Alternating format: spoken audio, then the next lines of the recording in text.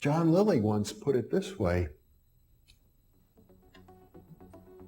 there are no limits at all to the human mind whatsoever, except those we impose on ourselves because of our beliefs. And those limits are also beliefs to be transcended.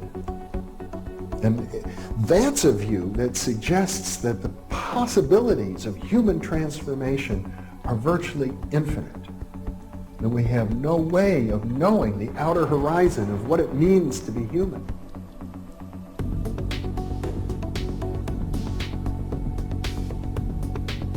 And really, to understand all this, everything, you have to go very, very deep into a study of history, consciousness, neurophysiology, everything.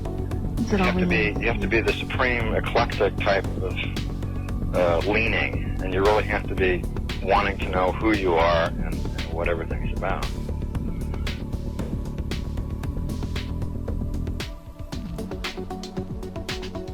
And the thing that you'll find when you go to sacred sites, if you're very humble about it, is that you are on a personal journey, and the sacred site will respond to you in a way that is appropriate only to you.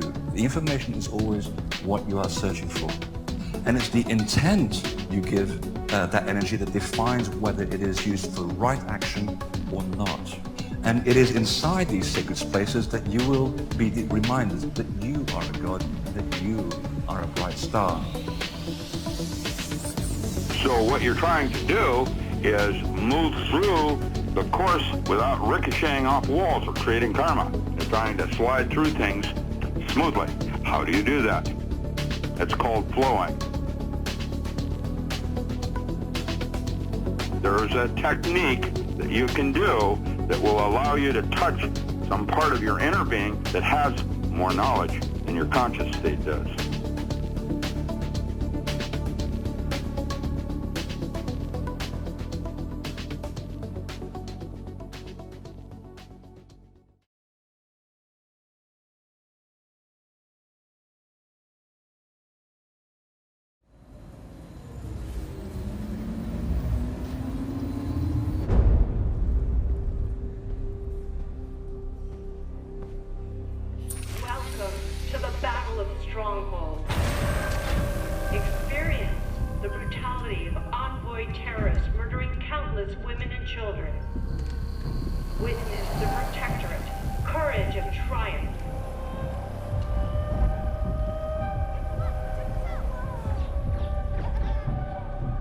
I knew I shouldn't go.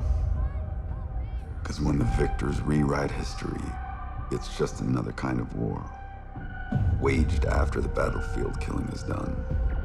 To murder the memory of the defeated. But it was a chance to see her again. Not as a dream or a hallucination. I thought it would give me a moment of peace. I should have known better.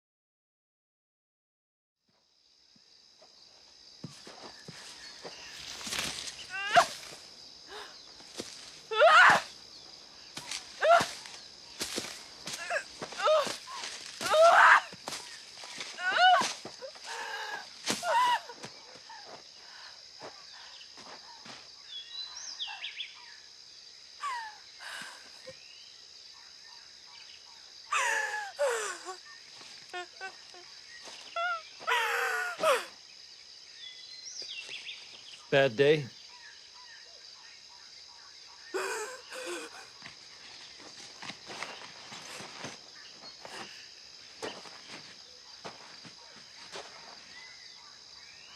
It's clean.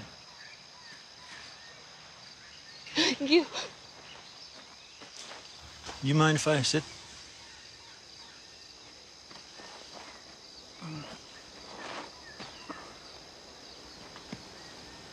Did you see me? Rip apart your garden? No.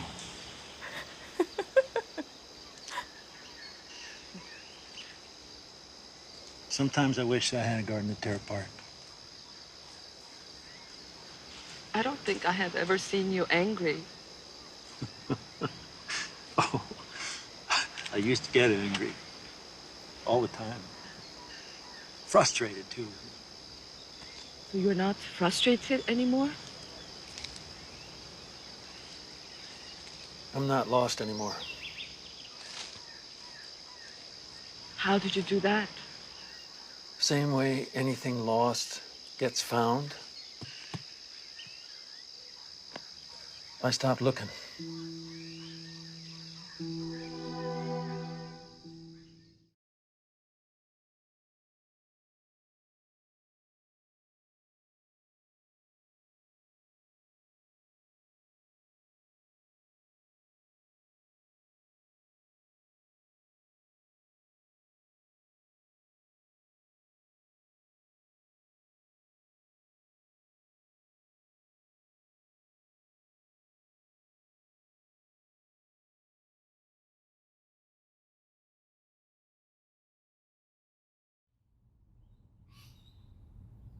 Hey guys, welcome. Andre Hodge, the Infinite Potential Healing, Servant of Truth, with you once more. Thank you for finding me. Thank you for allowing me to be a part of your journey. And I hope everything is going well your end. And if you've been across me for a while or new, I really hope that whatever time that you've invested in my content has been a very nourishing investment, and it's helped you to unravel and decrypt all the stuff that's going on out there, because there's definitely a lot of games being played with the information on offer for sure, and games being not giving you the data to reverse engineer all things out there and navigate the best you can. Because as I said in the past, to me it's not really about the level of intelligence of an individual. To me, if an individual has provided the truth and the correct data as a reference of what is actually going on, to me, I feel it's very rare that a person makes bad decisions or chooses a wrong path and stuff like that. So my passion is to discover the truth and offer it in this way. So I really appreciate you allowing me to be a part of your journey in whatever way it is. And I really always raise the discernment bar very high with me. I welcome it, because if I'm offering a falsehood, I would really want to know about it. But if you appreciate my mechanics of what I've said in the past and many times, and I'm not afraid of failure. My weight for navigating, say, the emotional levels of information and stuff is regret has a bigger variable than the fear of failure, if that makes sense. So if I regret trying and risking it all in the pursuit of truth, then I'm holding back, and that's not me, alright? So it's taken me a long time, and I don't know if you're public or whatever like that, but it's always quite interesting to put yourself out there and stuff like that. So I've gone through an evolution in my journey and stuff, and you know, if you've started with my multidimensional method to 3D madness videos, which are a couple of years old now and stuff, which to me are very foundational and rich still, I always try and offer data and content that's timeless, that's always applicable. I don't want to just chew up your time or waste my time talking about BS, because there's so many BS like bullshit artists out there and stuff. So I like launching. I had this awesome metaphor of I love launching some big ass torpedoes of truth to take down the battleships of bullshit out there, right? So I've got some real big freaking warheads of truth here, alright? So this, I was debating on what to call this release, because my Amplify the Soul Echoes of Our Soul's Ancient Truth series, I was looking to offer some particular content which was rich from Ashiana, and there was probably 3 or 4 to get to offering the Ayani Massacre and the Babylon Massacre, so you can actually hear her when she actually offered it from a real rich early 2002 conference or gathering she did in Hawaii, where she actually offered the Ayani Massacre for the first time. Because when you hear her say it and you hear the visceral reactions of the audience and stuff, it's very, very potent. Because what I want to do is, one of the variables at the moment is talk about Hawaii, alright, because I've had a lot of realizations. I've had my pattern recognition go off the charts and stuff like that. I've had done some big GSF missions on the 7th of October, which I might talk about, but I've got so much, I'm overloaded with awareness and content and discoveries right now. I'm going to try and lock in to what I want to offer here and stuff. But what I was getting to about the Amplify the Echoes series is I really wanted to get to offer some very rich content that went very broad. The origins of humanity. So part 11 of the Echo series was the first of that, which is very relevant. That's the origins of the Anunnaki and humanity and stuff, and what that was going to be brought down and go into what happened 25,000 years ago with the Ayani Massacre and stuff. So I was sort of holding back on the Echo series to do that, but what's going on now in the world and stuff like that, and what I've realized, which I think is very original perspectives, which are based on Ashiana and other people and my own experiences and stuff, I don't think are out there at all. And I'm courageous enough, because I love Ash's stuff and stuff, but I haven't really gotten into it that much recently and stuff. But if you've been across my website where I put a lot of images up and stuff like that, it's been game on for the last 3 or 4 months, and it's been battle, like war, like GSFs. I've done, I don't know, about 15 GSF missions and stuff with different people, and a really big one on the 7th, which was related to defending Australia from something that was going on, which I might offer another GSF about that at some point, because I really want to anchor in what I've got to say here, because that we implemented a source grid on Earth on the 7th, right? It was a really big mission. So pure source, alright?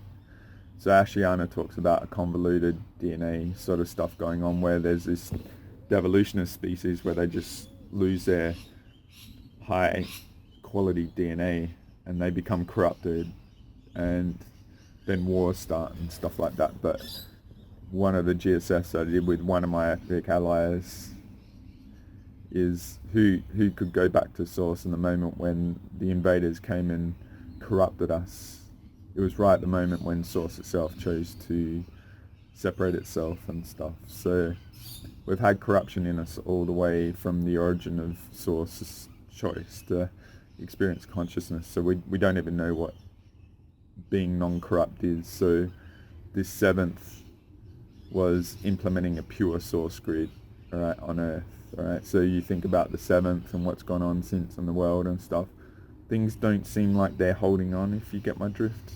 Like the old paradigm is not working. So there's a lot going on, and a lot of energy shifts and perspective shifts and thresholds being crossed and wars going on potentially and all that. So what I want to do is offer some context on what I feel is going on. Because say if we win, I feel that Team Fracker are going to try and do something to ruin it for all of us. And I can sense that pattern, so I need to get this out now. So we at least have the data to comprehend or appreciate that, or shut it down if I'm wrong. But I've been freaking pretty much badass leading it and seeing what others aren't seeing. So yeah, we'll just leave it at that. Alright, so this Amplify the Echoes of Our Soul's Ancient Truth, Part 12, Battle of Stargates and Humanity's Free Will. Like the title on YouTube only allow for 100 characters and other videos as well. So the battle, the Stargates, and Humanity's Free Will. Alright. So these concepts called Stargates and stuff, and you know, I dealt with Andrew and he talked about 40 control rooms and all that crap, and to me that was a layer to confuse us relative to the 24 Stargates and control rooms. So each Stargate has a control room, so there's a relationship and stuff. And the reason why I want to put this in the Echoes series is the birth of the Echoes series sort of came about when I discovered Asha, and it expanded me greatly and stuff. And so the reason why I'm just dropping that on the October 7th we did this mission and got pure source grid in and stuff is, say if I do missions like that from my perspective and have achievements and help and work with Earth, as I've said I've been doing with the recent couple of months videos where I've been pretty beaten up and doing my best in all this battle and a lot of targeting, like I've been smashed, but what doesn't kill you make you stronger, and I'm fucking strong as, alright. So, but what's gone on since the 7th, and I've been very low key, alright, I've isolated myself. You know, I talk about being White Wizard Gandalf sort of times and a couple of times, and I think in my metaphor of a black belt I got a couple white dans in my White Wizard sort of achievement sort of enduring these last couple of weeks, alright? So there was a lot big victories, but then a lot of blowback, and that sort of mission wasn't that safe. I always talk about when doing GSF, it's in the moment, and there's no setting an agenda at the future of the time and stuff like that. So it's security for not putting a target through time. I couldn't really do it in this instance. And the other thing is always doing it very highly clear sort of people and stuff, and it's been a very tough time for a lot of people in a lot of areas of the world, so everyone's doing their best. But I sort of brought quite a few people together and stuff, and yeah, it was just trying to find the right mix and all that sort of stuff. So we had a lot of victories, but I don't think it was totally clear or totally done, and so there was a fair bit of blowback, and yeah, it was like a perfect storm of blowback for myself, but I also used it. It was good. I went into it a bit, and then I cleared me in it, and I cleared me to a whole new level. So I've been trying to do a bit of a reset, a bit like what I did with recalibration number 5, where I wasn't able to really get it this sort of time with all the battle and like it big chess move time sort of stuff. So I feel like I've gotten that over these last couple of weeks, and I really isolated myself. And then what was going on was I was bringing all this information and knowledge, and my conscious Tetris is going off the charts. So I feel that that mission was significant for the blowback, but it was also I was going to brew all this knowledge and stuff, and putting all this pattern recognition stuff together that I've done here that I feel is very original, and it will be very potent to actually offer it to the people to you guys that are listening to this and seed it into the reality, because it will recalibrate a lot, because I feel that we haven't had this awareness, but Team Fracka has, and it was a mission to corrupt sort of the records that Ashiana was referring to lead us astray, which when you look at the outcome of her effort, it didn't add up. Like, it was so amazing, but it's had an effect, but I feel we should be in a better position, alright? So a lot of the spiritual community is not, I wouldn't put her in the basket. She's also, it's pretty cool, I won't include the clip, but she even offered at some point her stuff might get corrupted the way it's been in the past and stuff, and I got the utmost respect for her freaking just linguistics and endurance and stamina and everything. It's just she's a mark that I would like to reach or maintain, or you know what I mean, like she's a great reference point, like an MJ, Ayrton Senna sort of thing, like if you've got those sort of references in your life and stuff. But yeah, I feel that there is something significant that's not correct relative to the grid sort of stuff. And I actually was going to come out and do the video and just like blah blah blah blah blah, but I thought I might do some homework on this and then check, and it was really worthy of checking. And on that I found this emerald24.org website that has a really awesome reference of the Ashiana grid reference sort of outlined in a really good page, so I'm going to link that below, because it was very beneficial for me to go through it, and then I just got triggered to go through a few things. But so I did some homework and I checked, but then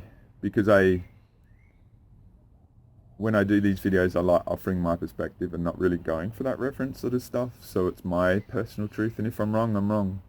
But I really got, like, after I did this mission, and in spite of the targeting and trying to smash me and stuff, I got such a level of clarity and instinctive awareness of what I'm going to say relative to grids, because I felt there was a huge connection between Hawaii and Israel, right? And then I was like, when I was going through this grid stuff on the Asher, I was like, what? Stargate 12 is in France? It's just like, what the F? Alright? So I feel that's incorrect, okay? I feel Stargate 12 is actually in Israel, alright? And so there's a connection between Hawaii, because the control room 12 is in Hawaii, alright? And so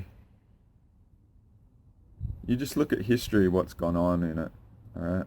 So I'll leave that there, but you know, like, I'm not saying France isn't special and stuff. In these audios that I'll get to, that it's got all the data related to, say, when they got CDT tablet 11 back that Thoth used to get all the grid points and stuff 25,000 years ago, that he used to betray everyone, to do the Ayani massacre and us go through the last 25,000 years of crap that we've been through. So what Asher says in the third clip that I'll offer is that they got the tablet 11 back in 1999, and that's when she could start offering her truth, right? But I feel, and I've said this before, is that wasn't that convenient, alright? And suddenly they get it back, and there's an assumption that these tablets cannot be hacked, and in my opinion that's a vulnerability, that there's no discernment on them. And I would offer that,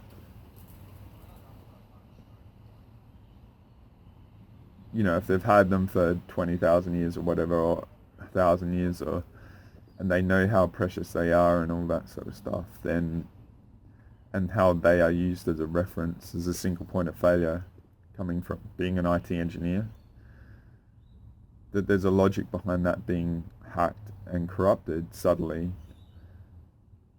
so that then it gets seeded back to us, and it gives us the wrong targets. And that, to me, is a variable that you're welcome to contemplate it, but from my perspective is, I'm not saying that the area in France isn't significant, but you look at history and all the battles and the effort to control Jerusalem and all that area has been like for thousands and thousands of years. And it's just if you go through that Emerald 24 and you look up the reference of what's going on in Israel, it's nowhere near as significant as a Stargate, alright? So I would just offer that, okay? So there's a relationship between Hawaii and Israel, okay?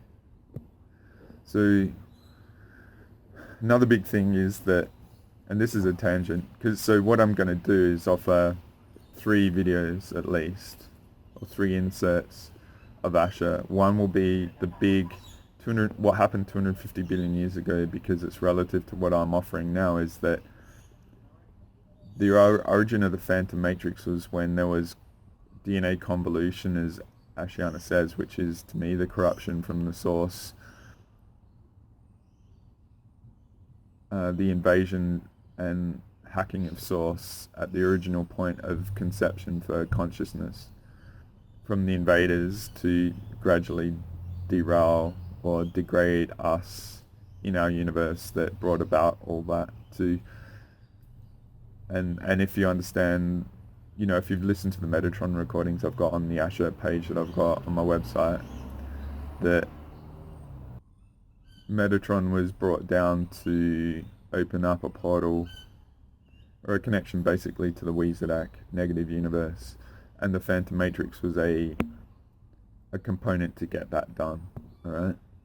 So that was a mission all along, and as I said in GSF 27 a few weeks, or a couple of months back now, in end of July, or mid-July, which is crazy, I actually initiated a healing of Metatron, and the Oversoul Metatron is healed now. We've been working with him. He's a potential ally if you trust that, but it's all the hierarchical aspects of Metatron that is still potentially corrupted and stuff.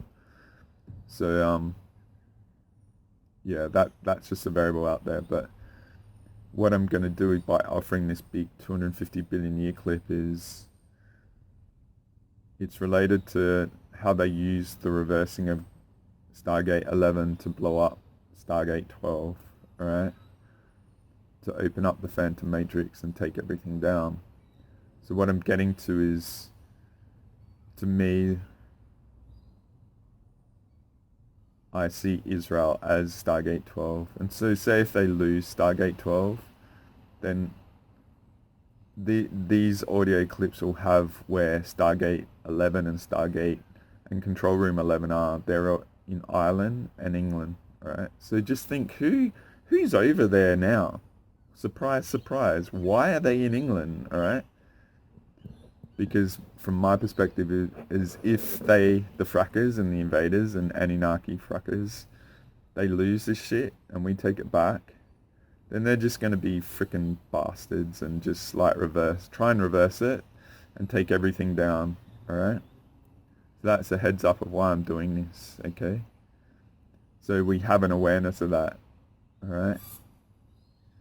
Because if you listen to that big overall clip, and then I think it's, so the first one is a clip from Dance for Love. It's a section from the audios that I've offered, but it's the video where Asher gets into the 250 billion year thing of that mechanics of how they did that. And then there's two other clips I'll offer from the Hawaii audios that aren't out there at all. The first one is about Lemuria and all the stuff that went on Lemuria, because Hawaii is in Lemuria, okay? And she gets into all that, alright? There's a lot in there. And then the third one is, it gets into what happens after Lemuria and Atlantis and stuff like that. And so it goes about all these all get into from 208,216 BC down to 25,000 or 22,000 BC, where the Ayani massacre is, and the dropping of the surface or Earth from 12D to 10D and limiting everything and all that. So I wanted to include that Lemuria clip because it's relative to Hawaii and stuff, right? The bigger history of all that region and what happened to the fall of Lemuria. And then to the Atlantis, or what happened just leading up to the Ayani massacre, alright? Because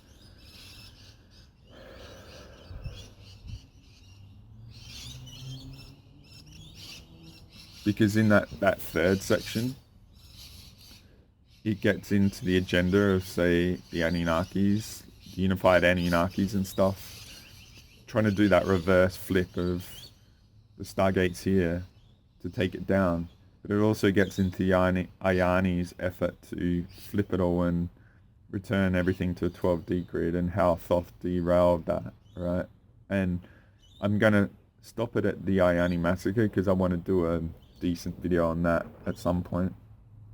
But it's all the context leading up to that, because many of you probably don't even know what that is and stuff. I've alluded to it in the revocations and stuff. And those of you that are around me that have been hardcore into the material these last 2 years, or however long you've known me or listened to them, have found your own sources or gotten sources that were available that are no longer available, or got stuff from me, or found your own way. You would know about it and stuff, but I still feel it's very raw and hidden out there, because this gets into why I wanted to offer this all now too, right? Because I didn't really get into it, but the whole Maui thing that went on recently, it's really triggered a lot, right? And I'll just leave it at that. From an emotional level, it's like diabolical, blah, blah, blah. To me, it was done deliberately to do that, to trigger all the Ayani trauma in people, right?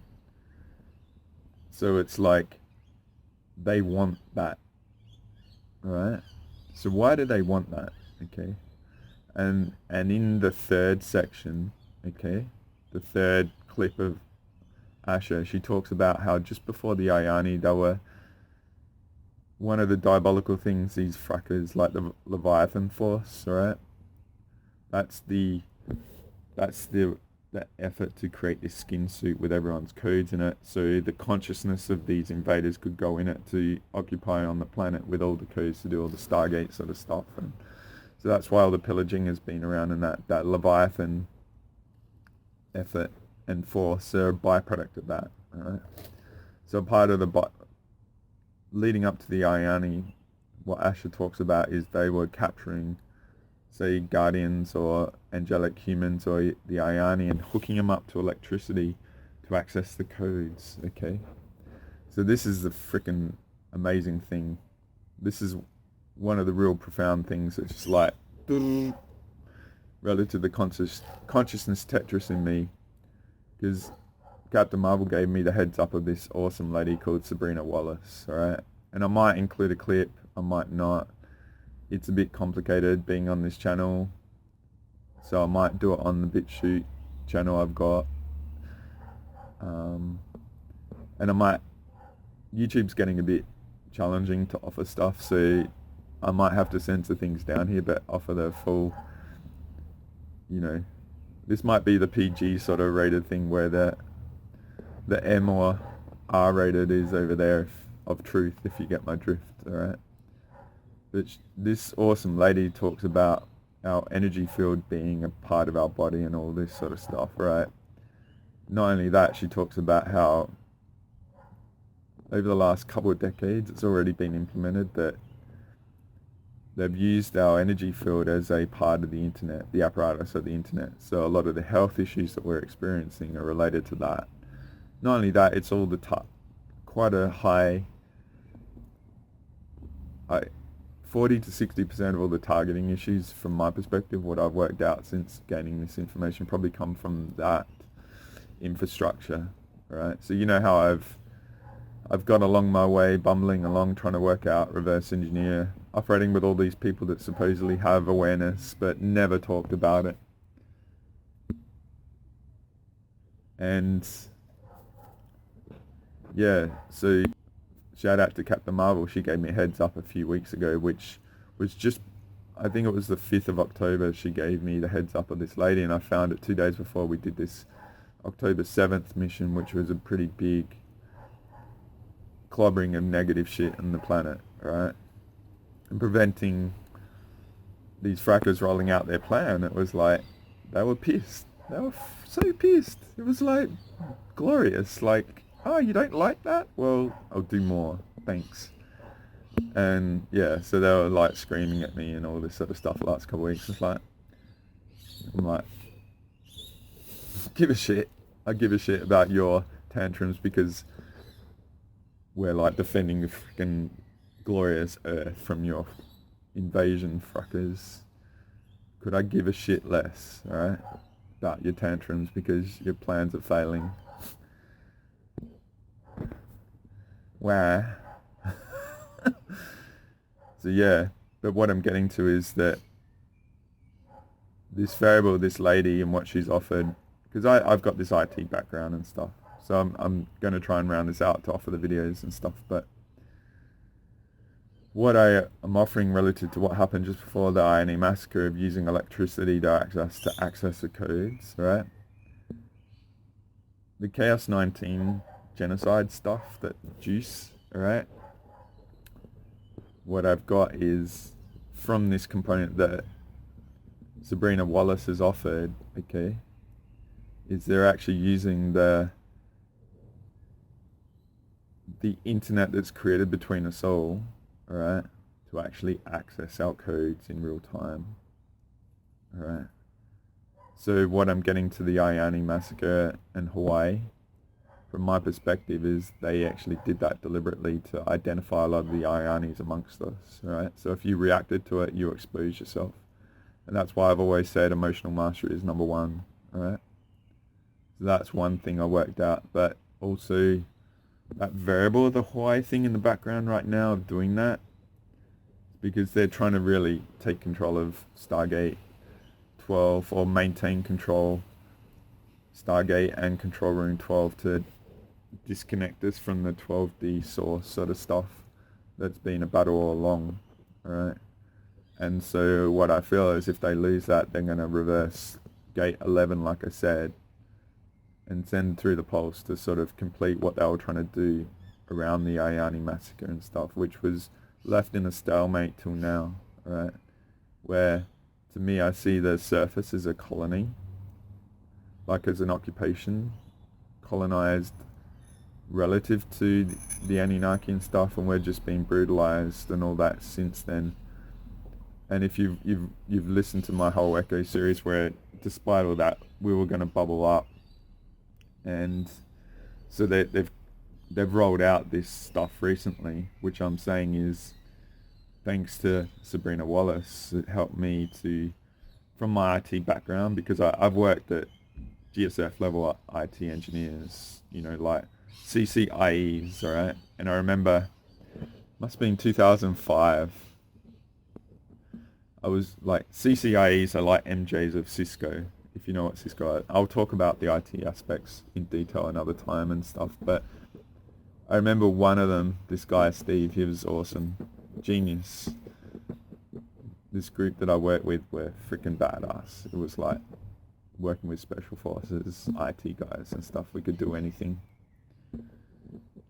I remember this guy was joking about wireless power. Alright, this was been 2005 and 6, alright? And I was naive, like I was a system engineer, like working with Microsoft and VMware and Citrix and stuff back then. I wasn't really into coding and Cisco. That wasn't my role. We had a lot of Cisco engineers that dealt with that stuff, but I, like when I've heard Sabrina talking about all this stuff, it's just triggered all these like components to put consciousness Tetris together for so much stuff. So then when I'm listening to this Hawaii, like INE stuff all the time, right? And I said I was going to do all four, like probably 4 releases to get to the INE stuff. It's just, my conscious Tetris has gone off the charts, alright? And it's like, holy shit, that's what they're doing. Because no one would know that they would be doing the genocide juice to create this network amongst us. Not only, like, it serves many functions and she gets into it to a certain level, but I'm multi-D and appreciating all the bigger scales of stuff like that. So I've got a variable that I can add to it. And to me, it's all about accessing our codes in real time. Like I said, I really feel that I had that Maui thing in the background of, you know, it's quite blatant. It's not as subtle as what other things have been doing using the tech and all that sort of stuff, right? So it was done deliberately to incite trauma. So from my perspective, that was used to instill into the community to identify those with the codes and the relationship and stuff. Because if you react, it's like your energy field lights up and all that sort of stuff. And if they've got technology in us to identify us, that's, you know, we don't even comprehend at this point, even though Sabrina's talking about the 20 to 30 years old and even way back, all right? Then I realized that, but I also felt that connection to Israel and stuff. So they're going for a bit of an end game right now. And so that's the free will aspect that I'm talking about. Because if you look at how all that genocide stuff was rolled out, like there's certain leaders out there saying I did it early to help people, and there's people in the community like lead people off a cliff high saying that this leader is good and that's bad, and he did. It's like you don't get this layer of it, right? So this layer of it that I worked out confirms that sort of the leaders, it doesn't matter which one to me. It was like they work on a narrative on certain sides, but then on the bigger scale they're contributing to all the control, because they're the different. When you listen to the Asher recordings about the unified, intruder resistance, there's a whole release by Asher called the United Intruder Resistance. That's all the Anunnaki and the reptilians and all that getting together to go against the Guardians and stuff. It feels a bit like that at the moment, if you get my drift. But they need to do it because they're losing, because they've had such an advantage and we're coming through now. All right. That's quite a big intro. I hope that gives you a lot of context for this. There's another big thing, all right? And I'll just drop this because I was going to drop it early. But I worked out that, and I worked this out today, is that the moon is actually wormwood, all right? The moon is the battle star from Nibiru, all right? So again, I remember Captain telling me this thing, how being a woman, she was like, fuck the Anunnakis, like giving me this monthly cycle crap, blah, blah, blah, because it was all their fault. They, like, if you've gone through this in the Babylon massacre, and there's been so many DNA modifications and grinding us down to nothing, this minuscule thing of what we are. It came out from her research from Ash that, I wouldn't know where it is, but she's an awesome student. She goes off and does her own thing and doesn't need to be told or anything like that. She's very motivated into learning and stuff. She came back and told me that, and I remember that. But you think about it, the women's cycle is very much in partnership with the moon, okay? And if it was done by the Anunnaki, how did they do it or whatever? And it's probably likely to be vaster than just the wormwood moon being put into our planet's orbit, right? As a prison guard sort of thing, right? But with the Babylon massacre, we lost all our memories and stuff like that. Who knows how long it's been there, all right? And that was relatively recent, like 6,000 years ago, okay? And so, yeah, I got this big aha moment. The moon is actually wormwood, right?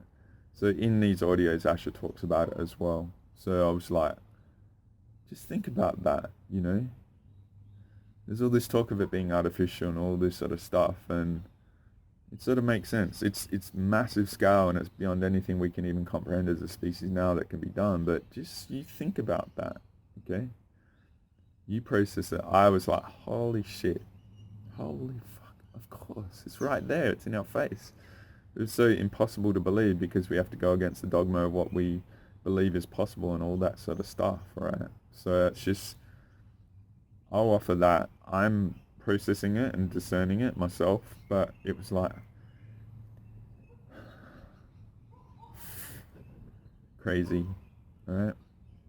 So this intro's been quite long already, and what I'm going to do is get into the first video that I said, right? So its context is the bigger weaponizing the Stargates and creating of the Phantom Matrix sort of stuff, right? There's a lot more information in this, but it's very macro scale, but it's a strategy that I feel is, and it gets into it in the other videos the other clips that I'll offer, as I said, relative to what they were trying to do before the Ayani massacre that they couldn't get done, right? So my attitude is where they're finite, we're infinite. Everything is on our side, even though it doesn't seem like it. Everything is against them, because they haven't been able to eliminate us, because we're freaking Anunnaki cockroaches, and I'm just like badass. And been kicking ass these last 4 months, right? So I'll offer this first clip, and then I'll do a bit of an intro into the second clip, which gets into the Lemuria, and then I'll get into the third one. So I'll leave you here. I hope you enjoy this, and I'll see you on the other side, guys. Enjoy.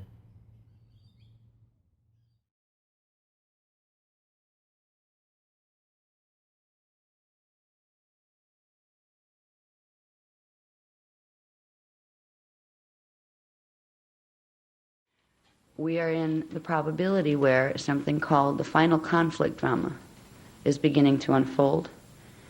Now, this has been a probability or a possibility that we would see ever since the Atlantean period that I speak about. That Atlantean period, you could say, ended in 9558 BC, but it began very long ago. It began here with the first seeding, which was 250 million years ago on this planet. There were two, actually that was parallel Earth, 250 million years ago. 25 million years ago, seeding 1 took place here, where the angelic human race was put here for the first time. It was destroyed by something called the electric wars 5.5 million years ago. Then there was a second seeding. They were destroyed by a very long-term war that was called the 1,000 Years' War. And then there was something called the Treaty of El Anu that was formed. It was an agreement between some of the fallen Anu Elohim races and the Emerald Covenant races, the Christos Founders races, that they would attempt for the third seeding, that they would stop warring with us, and they would attempt for the third seeding to do bioregenesis for their races. The third seeding of our angelic human lineage began with the creation of the halls of Amente Stargates. It began with the creation of the Ark of the Covenant, which was part of the Amente Stargate system. The Amente Stargate system began being built much earlier. It began being built in 560 million 50 million years ago, when the whole drama of warring with the Anu Elohim from Terra in density 2 came down to density 1. Progressively, more of the halls of Mente structure were put in from that period. And for the third seeding, because there had been so much damage done to the planet between the electric wars of the first seeding and the 1,000 Years' Wars of the second seeding, there was another, let's say, bypass. It's almost like a heart bypass, where you're bypassing the arteries that no longer work. They created the Ark of the Covenant, which was how our third seeding races were seeded onto this planet. When you come through Stargates to get into a planet, it implies that your template takes upon the coding. It takes on the coding, the mathematical coding of the Stargates you come through. The Ark of the Covenant comes through from D12, which in our universal system is a place called Lyra Aramatana. That's our divine blueprint. And instead of going 12, 11, 10, 9, 8, 7, 6, like would be the normal case, where you get all of the coding, it goes from D12 to D9, which is Merak Andromeda, to D6, which is Sirius B. Then it crosses over through D5, which is Terra, or Alcyone in the Pleiades. Then over to D4, which is our solar gate, and down into D3, which is the Earth gate. So we have the coding of the Ark of the Covenant contained within us. The Ark of the Covenant wasn't a big gold box that people were chasing around, but that was a little, let's say, sleight of hand that the Jehovian Anunnaki created in order to, let's say, divert attention after the Atlantean drama. So any recollection of things like Ark of the Covenant would have other meanings, so the races would never remember.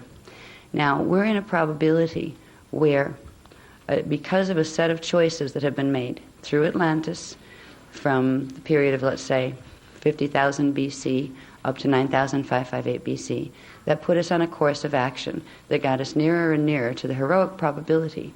But the heroic probability had the greatest potential of fulfillment, because it had the potential for fulfillment of the divine blueprint of this planetary system and this galactic system, after literally 250 billion years of warring and having this system ripped apart. So it held the greatest potential victory, but it also had the greatest potential intensity as far as what the drama would look like. It wasn't known until literally the year 2000 whether or not this drama would be fulfilled during this period of time. We could have taken another probable version and waited about 2,000 years before we had to finish this. And by then maybe the Anunnaki races and the Anu Elohim races and the Draconian races might have been more, let's say, matured. Doubtful, but it's possible. It would have given them 2,000 more years to decide whether they wanted to play fair and whether they wanted to end up on the Christos side of the time matrix when the matrices were separated from each other. In the year 2000, some wonderful things happened that changed and locked us into our heroic probability. When we were able to anchor D12 frequency here for the first time since 208,216 BC, the fact that we had the D12 frequency available meant that the final conflict drama, the Stargates would open, which meant the final conflict drama would unfold. Now this drama is so large that from our perspective here, it can seem overwhelming at first. That's why they've given it to us in pieces. For the last 2 years, we've been getting pieces of the history so we could understand one piece and then see where that piece fit into the next. There's a very long history here that has to do with Metatronics, and it has to do with a being called Metatron, and it has to do with the Anu Elohim. If we can understand the place that we exist within right now without letting it freak us out, just overwhelm us to where we want to go hide and believe in anything except this because it's too big and too scary and too much in the drama to deal with. If we can just face it and say, boy, that's interesting, didn't teach that in high school. We can stay in our power during this. Right now we're on a planet where most of the people are what we call sleepers. They're going to stay that way in this cycle. There's not enough time, and the drama has gone too far, too fast, for them to have time to sufficiently wake up and begin to understand these things. There are so many people that are absolutely addicted to dogmas because they've been told that's the way it is. Their generations before them have been told that's the way it is. They find their race identity through identifying themselves with any particular dogma. There are people in these regions that identify with the Olympian god dramas and all of that. There are the Christians that identify with the Christian dogmas. There are the Muslims that identify with the Muslim dramas, etc., etc., etc. If people could step beyond the dogmas and look for what the dogmas were originally intended to lead them toward, they would begin to look inside themselves. But their dogmas have taught them to be afraid of themselves. They've taught them that their God is outside and that they have to grovel in order to even get audience with that God. That's an illness. It's an illness like a virus that was given. That virus takes a while to cure, just like a computer virus. You can't just push a button and it's gone. Sometimes you really have to heal that program before the virus goes away. The races on the planet now are in no way prepared to hear the things that you're listening to now. But there are some, like you, that catch a little bit of information here or there and it resonates. Say, I want to find out more about that. You guys are the courageous ones. You want to know. You don't care what book you have to throw in the trash. You want to know what the truth is because you have a feeling for connection to God. You have a feeling that came with you in this lifetime and in many others, and that's feeling that guided you. You wouldn't have that feeling if you didn't have some degree of a Christos spark at birth. That means even if you started out as an Illuminati race person in one of the earlier dramas, you have managed to bring enough of the bioregenesis into the DNA where you have at least some of the 12 subharmonics in some of the strands, or you wouldn't relate to this material at all. It would completely turn you off and you probably hate the messenger, like a lot of people out there do. 250 billion years ago, an event took place in the Lyra star system, the cradle of Lyra, with the Christos founders races, the races from Stargate 11, the guardians of Avion Gate 11, and the guardians of Gate 10, which is Vega Lyra, began to war with each other because both of them suffered code convolution. The Omicron Draconian races, who were of the Seraphi Seraphim, were the Gate 10 guardians, and a particular group out of the Giovanni entity of Elohim, were the guardians of Gate 11.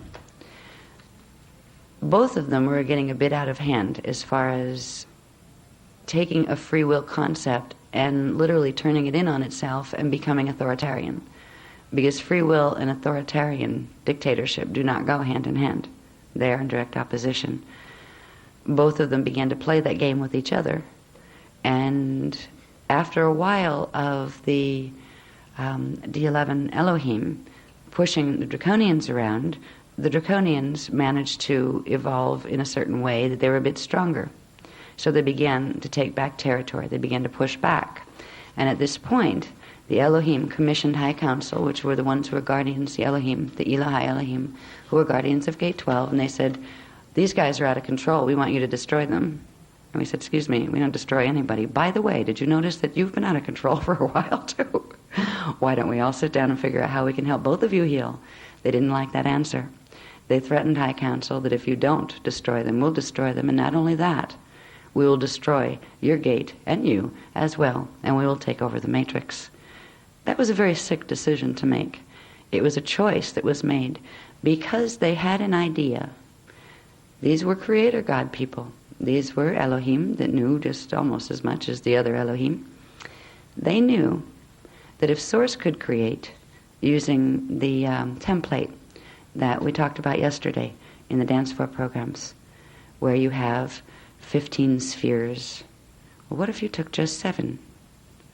They knew there was a way to bend the mathematics, which would bend the light and the sound and the scalar waves into a form that could actually repel itself and cut itself off from the natural matrix. It would still exist within the entire matrix, but it would be their own system. They decided they wanted to turn this time matrix into that, which was a direct violation of something called the Emerald Covenant. The Emerald Covenant was the original agreement that the Giannis Ascended Masters agreed upon when they decided to create this time matrix together. It was a free will system, and it was built upon the law of one, which is acknowledgement that we are all of the same source, and that loving co-creation is the only sane and natural way of being in an understanding of yourself as part of the one. That was the original tenets and precepts by which this matrix was created. The Elohim of Gate 11 decided that they were going to do it different. They were going to break that covenant, and they were going to destroy the races who wouldn't cooperate with them, and they were going to take it over and run it their way. The only thing standing in their way of doing that were the Elohai Elohim of Gate 12. They could dominate the things lower encoding than them. They could, when push came to shove, use their ability to run higher frequency because they had the D11 coding. The Seraphai Seraphim had D10 coding. So they could, if they wanted to, use that superiority and ability to run frequency to get rid of the Draconian races. But they would have a hard time doing it to get rid of the Elohai Elohim races because they had D12 and higher capacity. But there is a way to turn the natural physics of creation in on itself. If you can think of the Cathara grid and the Stargate systems as a conduit of energy, and when energy is coming into the matrix, it spirals down through the primal light and sound fields into D12 and then D11, 10, 9, 8. Now, if you block energy at Gate 11, the energy is still coming in through 12, but it bounces back. And it creates a backflow that amplifies. So you can, and it was theoretic at that point, theoretically, you could sever the connection at Gate 12 and have Gate 11 and down be your own little universe if you wanted to hijack it. That was their idea. It worked. And there was a choice that the Elohai made. There was a choice to defend or to allow. Now the Elohai knew that they were eternal. Death isn't something that frightened them. They were completely beyond that. They knew that if they were to defend themselves, because they had superior power capacity, that those who attempted to destroy them would literally have the energy bounce back at themselves and literally wipe them out and the systems they were connected to. It would not only take out the Elohim that were posing the challenge, it would take out the Seraphim, both the fallen ones, and a group called the Odedikron. The Odedikron were a race of Seraphim who had co-governance over Stargate 10, Vega, with the Omicron Draconians. The Odedikrons were the reptilians. There was a difference between the Draconians and the reptilians. The Draconians were the dragon moth people. They were the dinoids. They created dinosaur-like, as opposed to snake-like, as opposed to smaller reptilian. The Omicron dragon moth dinoids were fully involved in the competition for the time matrix. They knew what the Elohim were going to do, and they decided they would do it too. They didn't petition for help. They said, fine, we'll both get rid of them, and then we'll go after each other and see who gets the matrix. But the Odedikron, the reptilians, didn't want to play the game. They were stuck in the Gate 10 system, and they petitioned for help. But because you had Gate 11 and the Elohim in the middle, in between Gate 12 and Gate 10, we weren't able to rescue or get the Odedikron out. So if the decision to defend by simply putting up a shield around Gate 12 was chosen, it would have taken out both Gate 11 and Gate 10, which could have been repaired. It would have taken a long time, but it could have been repaired using Gate 12. But those consciousness that were in those systems would be fragmented back to space dust. They'd still be part of God, as I've said. You can never be not part of God. But races that had beautiful potential, and they'd already come a long way in their evolution. They'd evolved from 950 billion years ago to 250 billion years ago. That's a lot of evolution. And they had reached wondrous things in their own right in certain ways. It was primarily because of the Odedikron, of the reptilians, that the founders chose to allow, knowing they were taking a burden onto themselves. But it was the only way that if they allowed it, they would slowly be able to heal it. They knew a black hole would be created if this were allowed. They tried to talk them out of it, but they didn't want to listen. The Elohim did not want to listen. Instead of defending themselves, they allowed the Elohim to back up Gate 11 and reverse it. And that created a backflow, and it literally shattered the divine blueprint and blew up the Stargates in Lyra Aramatena. That would have to be reassembled later using the D13 and higher primal light fields to reset the pattern. It created a black hole system. That black hole system came to be known as Phantom Matrix. Phantom Matrix was originally a part of this time matrix. Phantom Matrix started with simply part of the D11 Avion gate and what was that planetary system or star system, and the D10 Vega Lyra system. But it grew much bigger than was ever intended. When the Phantom Matrix was created by the Anu Elohim, they came to call themselves the Anu Elohim. The Giovanni entity hadn't fully fallen. A portion of that entity had fallen. And because of that, it sent another portion of itself into the matrix to try to rescue the part of itself that had fallen. That was a risky thing to do because, again, it comes down to how much energy is on which side. Normally, an entity would put X amount of itself into the matrix at one time. Well, it already lost a big chunk of itself, so it put more of itself in. And there was a chance that was taken. If that part ended up getting distorted also and wasn't strong enough to pull the others back out, it would make more critical mass of reversed mess in the matrix than what the collective had itself, the Ascended Master Collective had itself. And that is what happened, but it happened in stages. When the original fall happened, the original sin, when Stargate 11 blew up 250 billion years ago and Phantom Matrix was created, there were precautionary things put in motion, knowing that it was going to occur. There was something called the Eye of Brahman that was created at D12.5. Now that was a little bit beyond the D12 Stargate.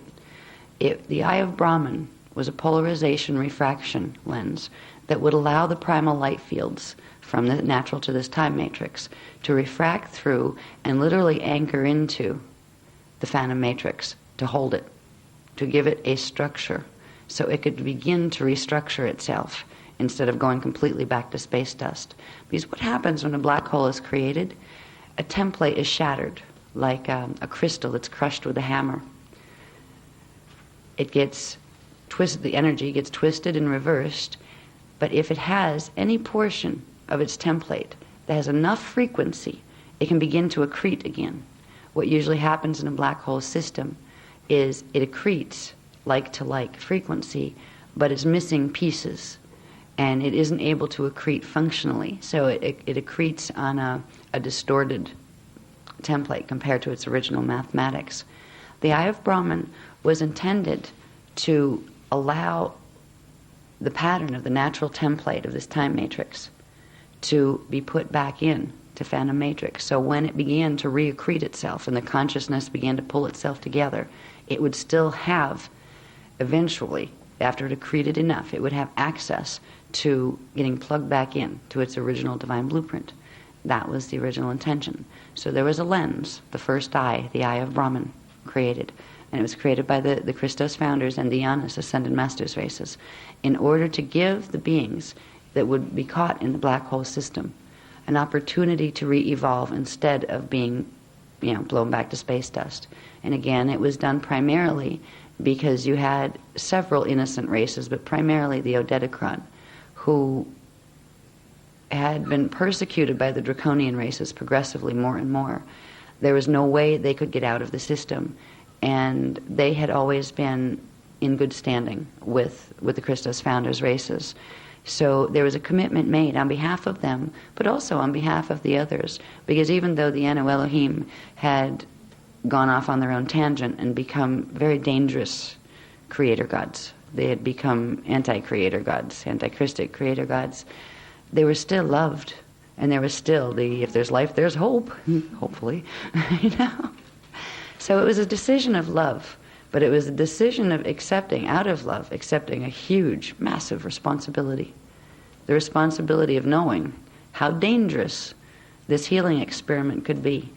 Because if it went wrong, if it went bad, it could not only take down this whole matrix, but if it did, that would allow it to have enough frequency where it could begin to poke holes into other time matrices as well. It wasn't a decision that was made by a couple of people. It was a decision that was made through the Ascended Masters Yanis councils of various different time matrices that could be directly affected if it went wrong and if it went bad. There was a whole lot of them that didn't want it tried. But there was enough, and it came down to a vote. And it came down to some of the older time matrices that were much older than 950 billion years old, had been through something similar to this long time before, and didn't work. I said, okay, you guys have a good idea, sweet children. You really, really, really want to try it. Now, you've looked at what could happen. The outcome, if it's successful, we will look up to you because we tried a similar thing when a similar thing happened in our matrices. But it didn't work, and it created absolute havoc. We would have liked for it to work. So, because we would like to know where we went wrong, maybe you can do it better. And if you're willing to take responsibility, that means you don't get out of there. If it goes bad, you stay in there until you fix it, right? So it doesn't hurt anything else. So the creator gods, the Anu Elohim and the Seraphai Seraphim and the Brahmarama races that were the original three Christos founders races of this matrix, and their Yanis Ascendant Masters collective said, yeah, we want to try. So the permission was given for us to try, and that's why the Eye of Brahman was allowed to be set up. So the phantom matrix wouldn't just go back into implosion within itself.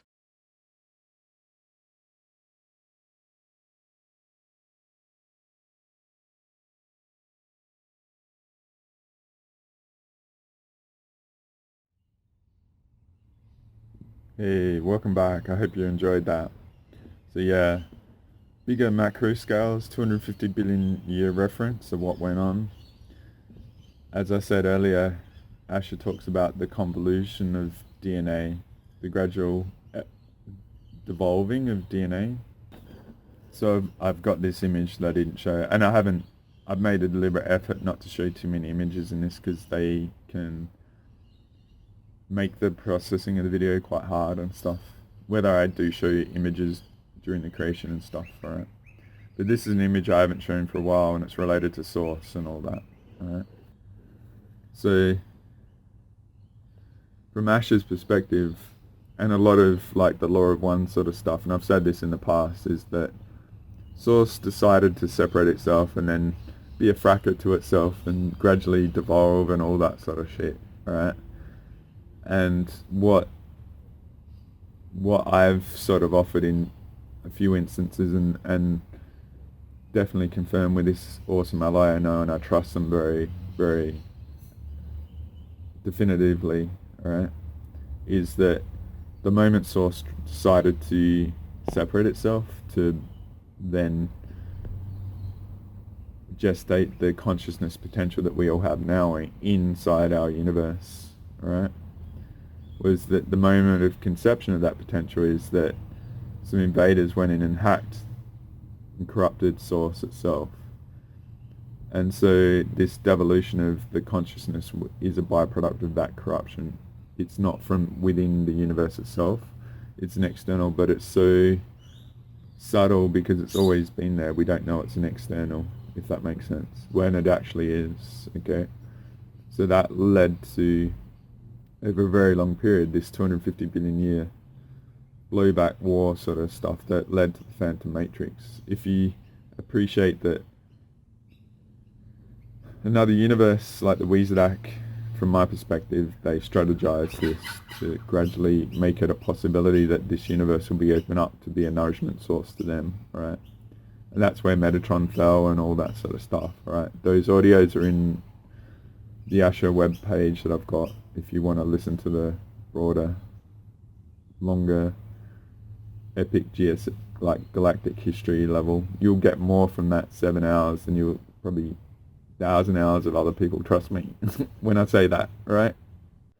So yeah, then it was the blowback of reversing Stargate 11 to blow up 12 to create the Phantom Matrix. And what I'm offering is that was a metaphor of what is a strategy probably at play right now, okay, that we need to have a heads up on. And it's like, no, not in my freaking awesome planet, in our universe, you frackers, alright? I see you bastards. Not gonna happen. Alright? So what I'll just get into is this next decent clip. And this is from, as I said, a set of like a workshop Asher did in early 2002. Right, so these are both, that's from 2002, I think a few months later than these. So this is about the fall of sort of Lemuria. It's all the different species, lots of stuff that went on. Lots of stuff that went on with all the invading species and all that sort of stuff. Talks about the stellar activation cycles and stuff, lowering Earth from 12D to 10D. Big loss that we had, 208,216 BC.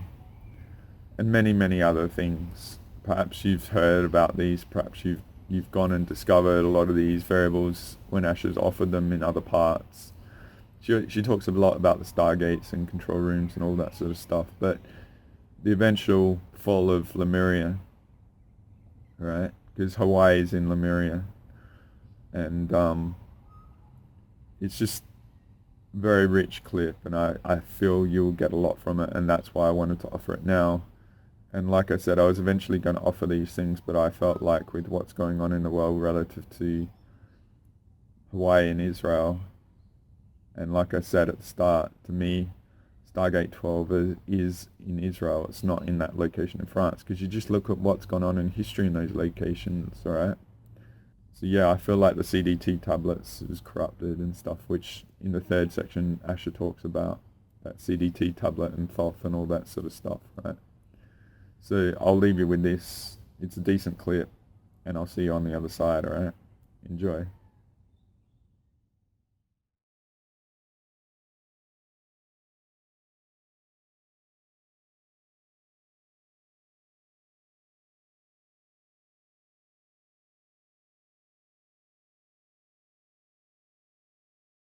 Anyway, I'd like to get back to Kauai.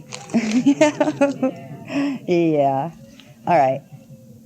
Just briefly look for a minute at the maps again, just to touch base where the areas we're talking about. On page 57, we've got, over on the left, there's that Pacific continent. It was a very interesting continent because it had a lot, like this isn't a detailed map, it's just to show you the kind of shape of where it was.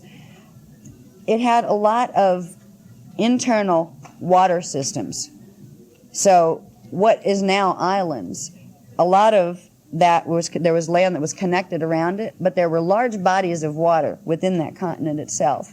So this was very much a wet area. It was very much, it was very tropical, and it was just, it had a lot of internal lakes and a number of saltwater lakes, especially one big one that came in on the bend there, on the side where it's like near the other land masses where it kind of goes in like a crescent. There was, I'm talking about the map on page 57 over here, the Mojave continent that was Lemuria, that is now, we're sitting on part of it. Right in this area here, there was a large saltwater lake that literally was like a tributary ran in, and this whole region in here had a large lake in it. So the land masses that went down, they were all one land mass. Now they're islands, but they were over and through here, and then up and through here. There was water in through here, and then there were some smaller water spots in here. So what you have now is the remnants of the continent that is the Hawaiian Islands. It also goes down here was that bottom part of it. That's the French Polynesian Islands. And the last final little part of it, down at the bottom, is Easter Island. That's where those heads are. That we'll learn when they finish giving me the security stuff. It's going to be, I think, for the workshop on the Halls of Amareya. They're giving me some security information that they won't give me yet, but they're showing us stuff on maps. The Easter Island is one of the control grids right now that they've been using to keep the Nibiru Data crystal grid anchored. So they're kind of showing me in the Cathar grids that show the Stargate sites and the Q sites.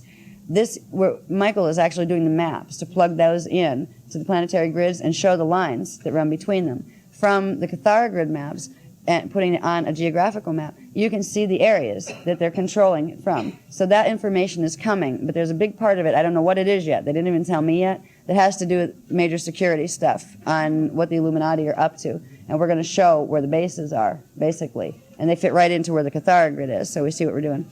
Okay, but anyway, we're down right now, Easter Island is being used, as well as Giza, and there's a place in the Canary Islands, and where's the other place? Oh, central Mexico. There are main anchoring temple sites there that are actually, there's bases under them, that they're anchoring the frequencies and holding the frequencies that are coming in up here in England from the Nibiru Data crystal grid. They're pulling them through and holding them in to keep control of the Merkaba here in the grids. This is what we will be releasing when we do the work that we're going to do.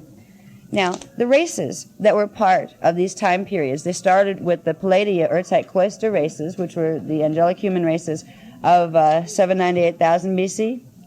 On page 59, I think it is, the number's almost cut off. Yeah, 59.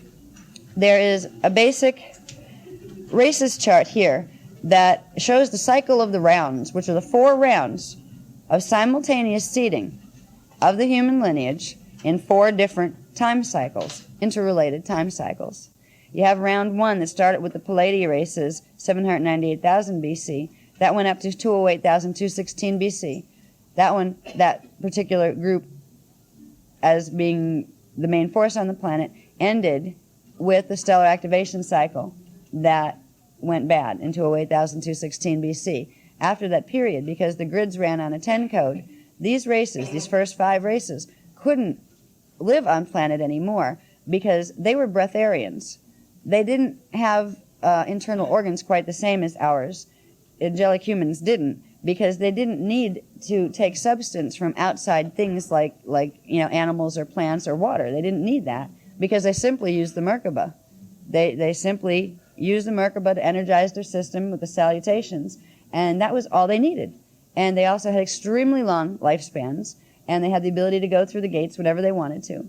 When the grids crashed in that stellar activation cycle and went on a 10 code, they could live on the planet, but they needed a modification. They weren't able to run Merkaba anymore on that level. They would not be able to run the Maharata current. If they couldn't run the Maharata current, they couldn't bring in enough energy to sustain the body. They had to become eaters of something. All right, they had to develop the organs. So there was a genetic modification made. The Palladia races went to two places. One was inner Earth, and another is an area that's it's hard to describe it. I'm not going to get into it too much, but it's a time band that taps into our time cycle and then goes out again. It's a version of Earth, inner Earth, parallel Earth system that's actually part of another whole time matrix system that moves into and out of this system at certain intervals. It's called the Miage zone time track. Now, Miage was the original word, and it meant trans-time circulation. It was talking about a transharmonic time cycle that leaped its tracks and went into several tracks of time at once. It would surface in this one for a while and then it'd disappear out of that one and come into this one. There's a reality field. There's several of those, but the one that opens here, this is an area that is connected to the time matrix where the Christos realignment took place and was successful, the one that we're trying to connect our time vectors to. Their races were resettled there when the grids crashed and were running on a 10 code from that point on. And the race that was put here right after them, they were seeded very quickly after. They rebalanced the grids very quickly using the Q sites that are connected to the inner Earth stargates that hold crystal pylon temples, that are the Templar regulation machines, basically. They're huge temples that are built out of selenite, a type of selenite crystal. These crystals are as large as buildings in New York City. I mean, they're like skyscraper crystals. They're imported from Sirius B. They don't even have them that large in density 1. But crystal and selenite and related type things have the ability to hold their form moving through harmonics. You could take a quartz crystal with you from here to density 2 and it would still be a quartz crystal when you brought it there. Okay, a lot of things change form. They change content of their molecular relationships. And, what may have been a crystal may turn into an apple by the time you get to density 2 if you take it through a gate with you. Crystal is a substance. Silica also is a substance that has the ability to retain its form moving through the dimensional scale. And it's because of the mathematical relationships that its template is built on. That's why humans have the ability to go through the gates, because the 12-strand DNA is called the silicate matrix. It's a silica-based biology. And right now we have more carbon in our system than we were ever supposed to. But things can transmute. So if they have the silica or the crystal base. Now, what was seeded on the planet after they had to evac the Palladia races out, because they could put them back, but they couldn't sustain. So they had to go someplace where they could just be their breatharian selves and function. They went into this other time field that you have to have very high DNA capacity, because it's a time band that doesn't do a simple rotation up through the dimensional fields. It doesn't go from D1 to D2 to D3 in its evolutionary cycle. It goes from like D3, jump, D6, G jump, dump, G9, up to D10, and like really fast. So there's these huge jumps, which means DNA has to go from 3-strand activation, forget 4 and 5, they have to blow right through and you go to 6 activation. Then you have to blow the others through to 9 activation. Only certain types of biology can move that quick in their DNA activation cycles to live in a Miage zone time cycle. It's a transharmonic time cycle that jumps the tracks, and it's a faster evolutionary cycle. But this is where those races went. If you look at the chart, you'll see in the center of the little triangles that represent that particular race, the DNA strand content. The Mua had 43 to 48 strands of DNA. That is the full amount that holds all of the codes between here, D15, and from D15 all the way up through to source. It has all of the primal sound field, Kundere codes, all of the Ki Riche codes, and all of the 15-dimensional matrix and its parallel codes. All right, that is the highest template you can have. If you have ever seen some of the Anunnaki false ascension teachings that are being put out there about DNA and things, they'll claim, oh, we have like 96-strand DNA, this kind of stuff. What they actually do is they count subharmonics and sub-subharmonics, where we say, okay, one dimension, right? And they also tell you there's like, billions of dimensions, and they don't reveal the structure because you start to be able to figure out what to do, what's happening here. But they will tell you that one strand of DNA activation, wait, I'm going to try to explain this to you. There are 12 subharmonics in every dimensional field. It also means there are 12 codes in the DNA that go with each of those 12 subharmonics. They're counting each code as a DNA strand. There's a big difference between counting subharmonics and coming up with 96 and just counting the full. You have 48 times 12 is what the actual codings are. So you do 48 times 12 would be what our content is, and they're doing it the other way, where they're simply saying, oh, strand 1 is code 1, yeah, strand 2 is code 2. This is where they're getting these high numbers on their strands. There isn't anything that has more than the full 48 codings in the DNA template until you get into beings that don't take on biology like we know biology here. They're beings that move between time matrices that are really like ascended master levels, and they're a whole different category. They don't even have DNA strands per se. It's template codes because they don't have a biology. But anyway, the Mua races, as far as biology goes, they have the full codes of the Azerite Universal Templar Security Team.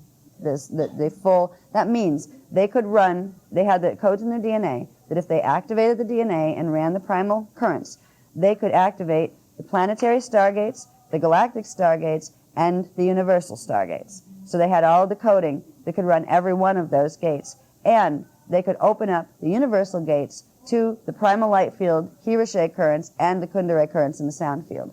They came in not to be superior to the other races. This was an agreement made by the angelic humans that each part of these frequencies was going to be needed in different proportions on the planet down here at different times, like at the same time, but different proportions. And you couldn't send in that many of 48-strand activated beings or you'd blow up the planetary grids. So different groups of the same group of beings, the Ascendant Master Giannis that became the Iani Council, they agreed, okay, you take 36 to, or 43 to 48, I'll take 37 to 42. They agreed to take on the body patterns that they did, knowing some of them would have more strand content, which meant they had the ability to bring more frequency in and more consciousness and awareness in. But it wasn't, I have more DNA than you, so you're subservient to me. It was a cooperation thing, where the ones with lesser strand activation appreciated the others because they were holding part of the memory for them. They were holding some of the frequency that they weren't able to. So it was totally cooperative. Now, after the Palladia races couldn't live here anymore and went into the Mi'ai zones, they set up civilizations there. And they have evolved at this point to the point where they've reclaimed their full immortality. They can stay alive as long as they want to. They're actually now the same people that they were then, which is kind of interesting. I mean, that was 798,000 years ago that they came here. It was 208,216 BC when they had to leave here. That's 200,000 years old, and they consider it young. But they can leave when they want. They can ascend, but there's a bunch of them that stayed to be the guardians here, to help the other race cycles in their time vectors. Now, they come in what's called the transharmonic time cycle. It opens here, I believe it opens for 110 years every 444 years.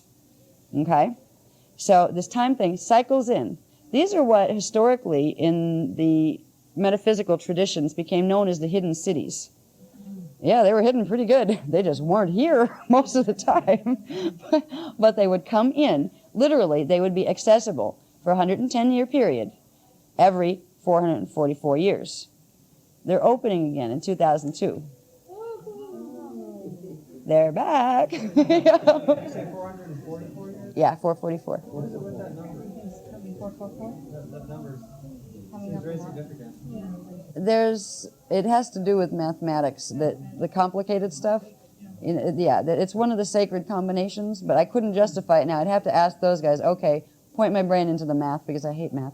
But it's the 110, 444 is the rhythm that transharmonic time cycle cycles in. Now, at first, when they moved into that transharmonic time zone, they contributed DNA to allow for some of the inner Earth races' DNA to be put together, so a new wave of the humans could come in. Some of them came in from Tara, some of them came in from Sirius B that had been Maharaji, some of them came directly in from beyond, as ascended masters, to start race cycle 2. And they would have a little bit different biology that could, first of all, tolerate carbons a little better, because the planet was going to get dense. It was going to get real dense now that the grids were running out of 10 code, and they knew that. So the biology was designed in a way that it would be able to eat foods, but basically they were vegetarian to start. They didn't eat meats.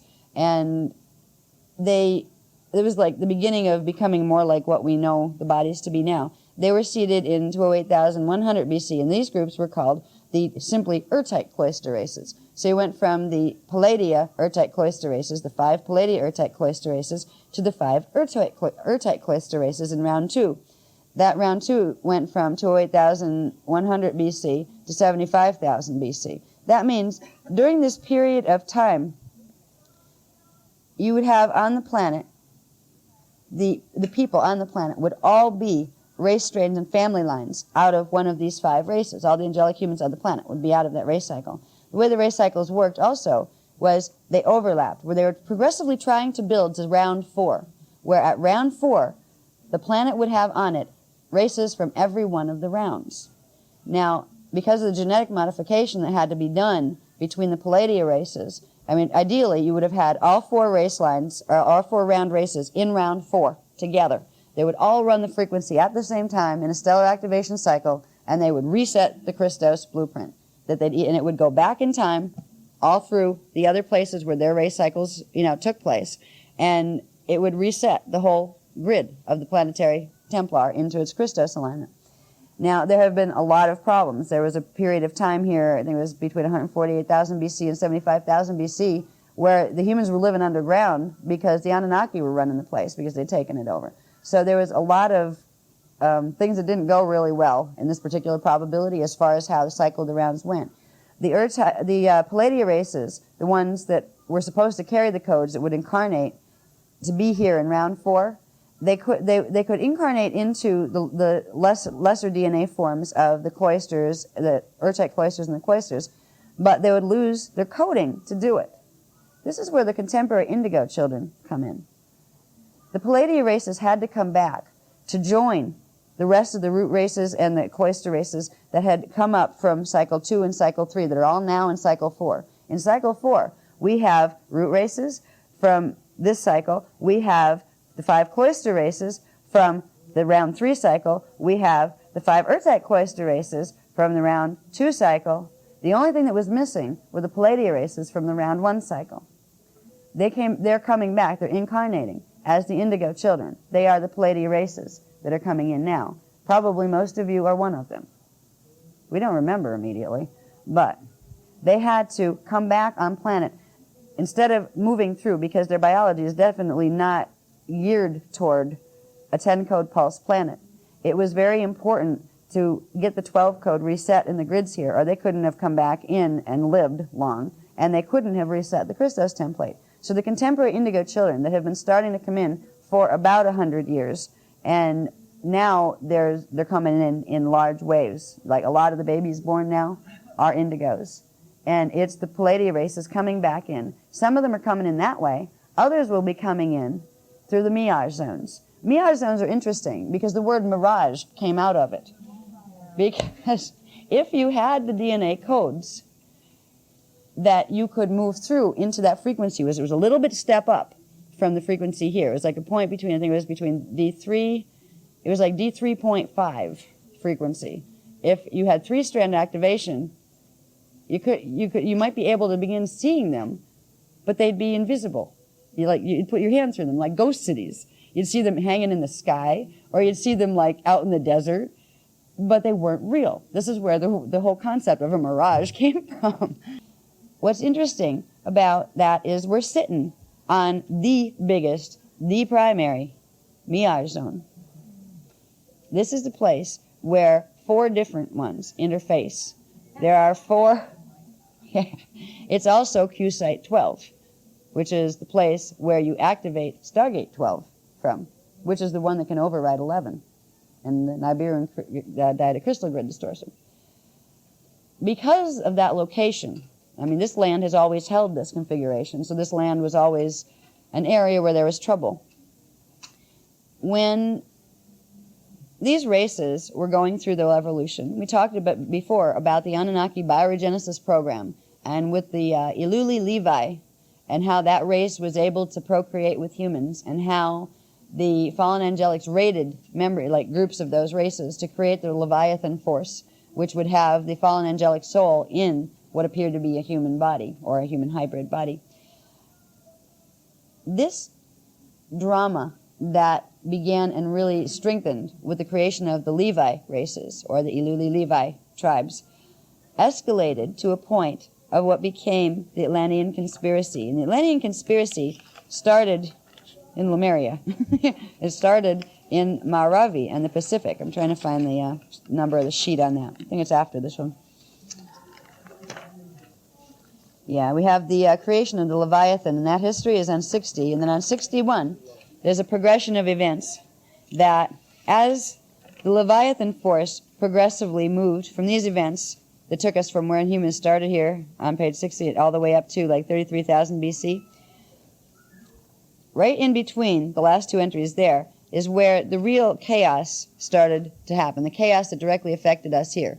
There were several other periods of chaos when pole shift happened and all sorts of other nasty things.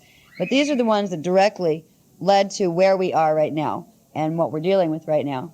Called the Lemurian Holocaust. First started in 50,000 BC.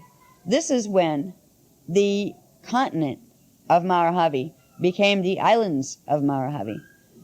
This is when the Jehovian Leviathan forces that are controlled by the Cirrus B bipedal dolphin people, they let draconian races in, a group called the Dracos, which are a human draconian hybrid that looks like a reptile standing up. Okay, these you see in the New Age movement, or not new, more in the UFO movement. People are having contact with these guys. I saw one lady doing a presentation about how wonderful it is to have astral,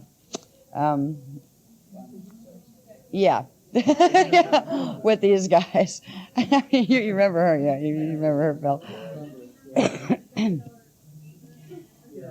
They don't realize what they're playing with these guys. But anyway, the Dracos race is a physical race of draconian souls inhabiting bodies that are part reptile draconian and part hominid. They got the hominid part from raids that were done on human settlements that was in Seeding 2. They started about 1 million years ago. That was before the 1,000 Years' War wiped out everybody in Seeding 2. So in 50,000 BC, the Jehovian Anunnaki Leviathan races that were getting stronger and stronger in the area of Lemuria or Marahavi and also in Atlantis began to try to assert their power. So they were going to let certain groups of the Dracos in, feeling they could control them. And they were going to let them wreak havoc and get rid of the other races. So they would just be able to come in and take the place. Well, they underestimated the Dracs because the Dracs figured, we're getting rid of you too now that we're here. So they turned on the Jehovians. So everybody had to get together. And at this point, everybody was a mix of all sorts of very interesting people. You had all of members of all of the different angelic human races. They were all 12 tribes. There were still only 12 tribes that were formed by those 5 races in each cycle. So you have 5 races and 12 tribes. Those 5 races would be combined in different ways to form the tribes. All right, so now you didn't have one race, one tribe. It didn't work that way. A tribe would be a combination of various different races that had Stargate codes in the DNA template that went with the gate that they were assigned to. Okay, so at this period in time, you had the various different members of the true 12 tribes races. Plus, you also had the last stage. I just want to cover the last stage on this other page of the Anunnaki hybridization program, the Emerald Covenant hybridization program, where you went from 148,000 BC, we had the Iluli Nephi races that were done and put into the Hybiru cloister human race. They took on that strand. Then in 68,000 BC, this is where chaos broke out, totally. Because this is where upgrade 5 was given, which means strand 5 was finally given. Each one of those upgrades, the Anunnaki races that started with the Neanderthal, progressively got one more strand imprint. So first they evolved strand 1, then strand 2 in the second upgrade, strand 3 in the third upgrade. Strand 5, which gives them fifth dimensional access, all right, which gives them power to move through Stargates here, was done in 68,000 BC. They were seeded into the Atlantean race as the Anu Melchizedeks. They picked up the fifth Melchizedek strand, because Melchizedek is also the name of one of the 5 cloister races of the human pattern. This is where chaos reigned from this point on, because they not only could interbreed with humans whenever they wanted to if they were rated, but they could also activate at least Gate 5, which meant they could activate the Halls of Amente Stargates to Terra. They could go to Terra through the gates. They could take over here and Terra. They became very valuable real estate, and the Leviathan force grew in numbers tremendously, because progressively, all the way through each stage of the legitimate Anunnaki bioregenesis program, at each stage, both Draconians and fallen Anunnaki collectives raided and created the next level of their own Leviathan force, progressively working to try to build a super race, a super Antichristos race to fulfill their Antichristos agenda. And when it got to the Anu Melchizedek races, that's where they got a race that could actually go through portals, and it could actually access the grids to the D5 level. This is why things went crazy in Atlantis. And before they went crazy in Atlantis, they went crazy in Lemuria, which was Marahavi. That started in 50,000 BC. Now, they were seeded. The Anu Melchizedeks were brought in. That gene code was entered in as its race cycle in 68,000 BC. By 50,000 BC, there were literally hundreds of different competing groups of Leviathan Anu Melchizedeks. These are the guys that ended up with the tribes' names that are in the Bible calling themselves humans. These are the ones that were used to create transposition of race identity. And a lot of how that was done, part of it was eradicating history. Another part of it was a little more challenging. It was called eradicating memory. You had to do something to human DNA to make them forget who they were and what their history was. All right? So this whole process of transposition of race identity began officially with the destruction of the Marahavi continent, turning what's now Hawaii into Hawaii, basically. It was not intended to go the way it did. The Jehovian groups of Anu Melchizedeks that were guided by the Sirius A dolphin people didn't like the other Nibiruan Anunnaki groups that were coming in and getting stronger with their Anu Melchizedeks. It was a battle who was going to run the planet through the Anu Melchizedeks, is what it became. And the Jehovians let the Dracs in to get rid of the Anu Melchizedek Leviathan tribes from Nibiru direction, and they ended up turning on them too and tried to take out everybody. So all of the tribes had to get together and come crawling, all of the Leviathan tribes had to get together and come crawling to the angelic human tribes and say, help us, please. They needed the help of the technologies to be able to stop this. They needed to get rid of the Dracs they'd brought in because they were now turning on them and trying to take them out. They, of course, were offered an opportunity to enter the Emerald Covenant. And they did, temporarily. As always, whenever it suits their needs, they'll do it. Yeah, and then they stab you in the back as soon as they get the opportunity, unfortunately. But what happened was certain of the technologies were provided. Our guys, what I call our guys, which were the angelic human races, petitioned on their behalf, just to keep the peace on the planet, to the Maharaji of Sirius B for intervention. We've got a bunch of Dracs running loose on the planet. The Dracos are here. They're in right now in the Maravi area, but they're trying to use the underground tunnel networks to come over to Atlantis, and it's going to get really bad. Can you please get them out of here? So the idea was, okay, we won't fight the Dracs for you. You're the ones that brought them in. But what we will do is if you can confine them in one area, our guys will come in and pick them up and evac them out and take them to one of their planets and get them out of here. We won't kill them. We're not going to fight with them, but we will get them, help you solve your problem and clean up your mess. So that's how it was being done. Well, in the process of trying to quarantine the Dracos, that were in the underground tunnel systems that run deep under. There are underground tunnel systems deep under the ocean floor in this region. And the Dracs were held up under there. They were under there. They tried to, the Leviathan groups of Anu Melchizedeks tried to send, and now these are human-looking people at this point, but they have Anunnaki souls in them. Okay, Anu Melchizedek, when I say that, they have Anunnaki souls in them that were the good guys trying to do bioregenesis. Then there were the groups of ones who had raided. They were human-looking, but had fallen angelic Anunnaki or Drac. So they tried to get rid of the Dracs or hold them up, to put them in quarantine until the Maharaji could come in with the ships and pull them out of there and get them the heck out of here so they'd stop doing damage. They accidentally sent the wrong pulses the wrong way, and they literally fractured all the grid lines underneath. They almost took out Q-Site 12. They almost completely wiped the whole place out. But what it did is there was enough protection on Q-Site 12 here on Kauai because our guys temporarily ran the frequency through the halls of Amarea that anchors down here to stabilize the gate, but it ripped the landmass apart. It sunk big portions of it. And that's where we end up with this islands. We have the French Polynesian Islands down here, we have the Hawaiian Islands up here, and we have like the tip of what used to be the Mojave continent down what is now Easter Island. It was actually a larger island itself. It was an island right off the tip of the continent. So this is when the ancient land of Lemuria sunk beneath the sea. It did. And Atlantis had a similar fate later for the same type of travesty, but that it was orchestrated for a different reason. All right.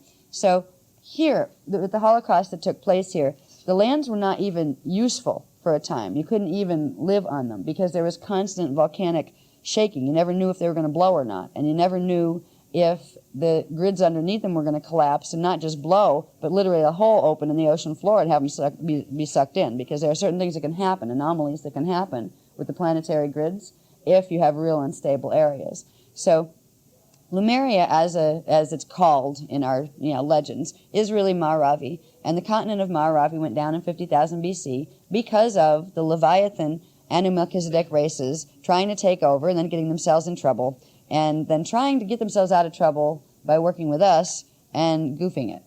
All right? That was an accidental whoops, sunk the continent. The Atlantean one was done on purpose. All right, that was much more aggressive.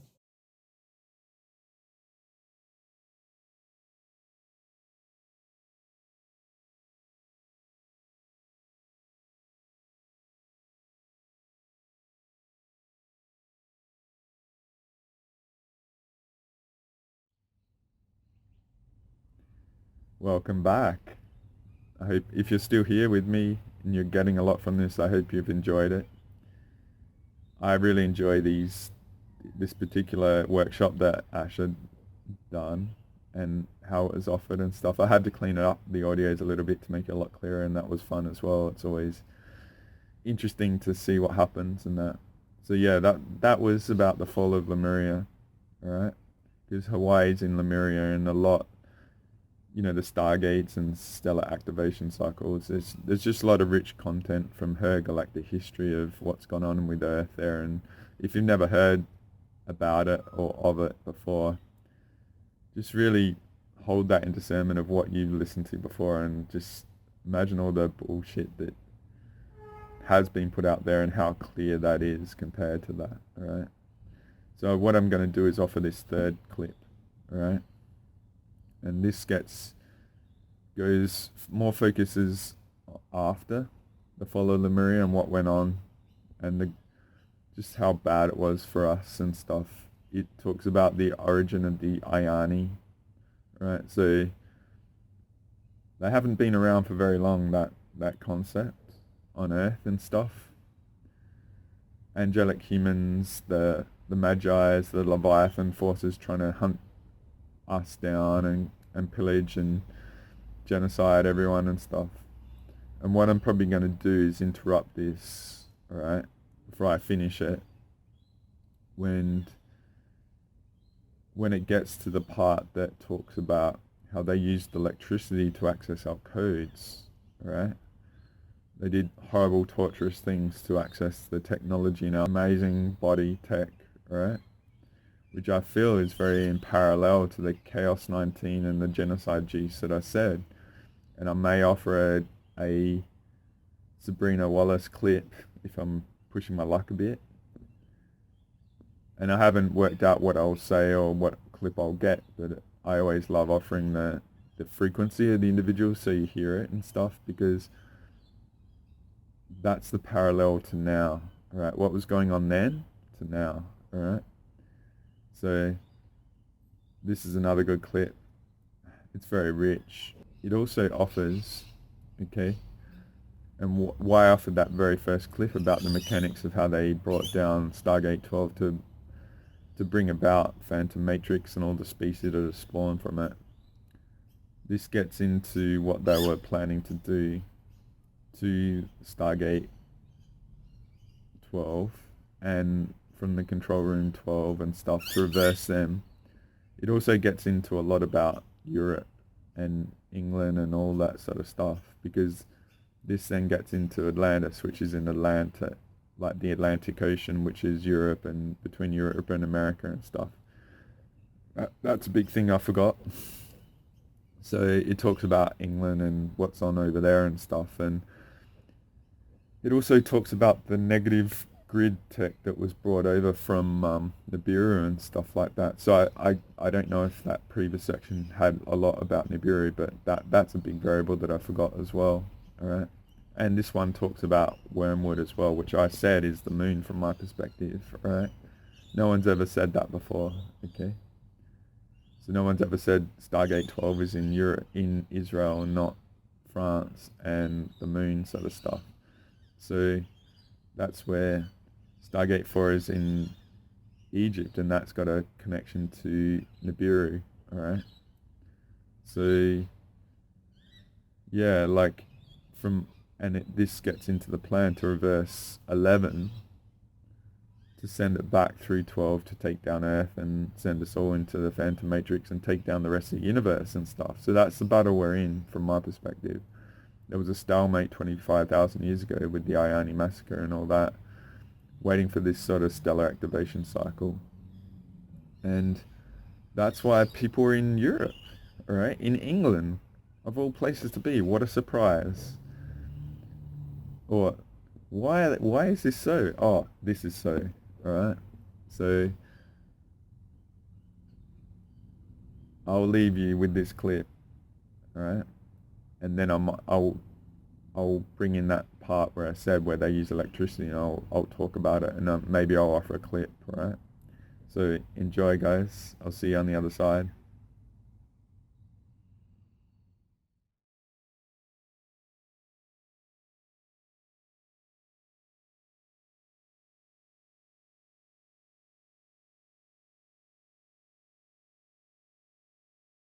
Now, there's two events that are really important to understand the history of Lemuria, or Marawavi. One is in 25,500 BC. There's an event called the Lucifer Rebellion. The name Lucifer came from a group of the Palladian and Nibiruan Anunnaki. It's associated with a combined family line of Lulatan and Satane. Satane Marduk Anunnaki and Lulatan Enki Anunnaki. Certain of them hybridized and formed a particular group. They became the Luciferians. A group that broke off from them became the Satanes, or the Satans. Okay, this is where we get these names that are in our Bible and all these things. They're connected to the race line names of the ones who were here with us before. Now, the Lucifer Rebellion had to do with what happened on Nibiru. For a time before 25,500 BC, the Thoth Enki group that had been part of the Emerald Covenant, the ones that had run the bioregenesis program here of the Leviathan races that stayed good, that they stayed in the light, they had been in control of Nibiru for quite a while, and the guardian groups had helped them get control of Nibiru. They had got to the point on Nibiru where they were doing so well that they had been entrusted with a commission to Stargate 4. They served as the Stargate 4 Security Council under the Stargate 5 Alcyon Council. Well, in 25,500 BC, the Nibiruan groups associated with Thoth and the Thoth Enki groups, the Emerald Covenant Nibiruan groups, were overtaken by a group called the Marduk Necromaton group. The Necromaton is a word that goes with Andromeda and a group of beetle people that crossbred with Anunnaki. We also know them as the Men in Black here, that particular race strain. So they're like beetle Anunnaki, and they run draconian agendas, not Anunnaki agendas. They're associated with Andromeda and Alpha Omega Centauri, and that's they're running the Templar Melchizedek movement. They're the ones associated with the Archangel Michael matrix that I talked about before. All right. Anyway, in 25,500 BC, the Marduk Necromaton group took over Nibiru by force and began a campaign that became very popular with the Anu Melchizedeks, particularly the Leviathan races down here in Atlantis. They decided they were going to do an Anunnaki unity campaign. Oh, come join us. We have control of things now here. And they convinced part of the Thoth-Enki group, now not Thoth himself, but part of the Thoth-Enki hybrid group, which were the ones that had the highest codes out of the Levi races that had come up, convinced them to join. So there was this united Anunnaki movement happening on Nibiru, and that, of course, got extended to Earth.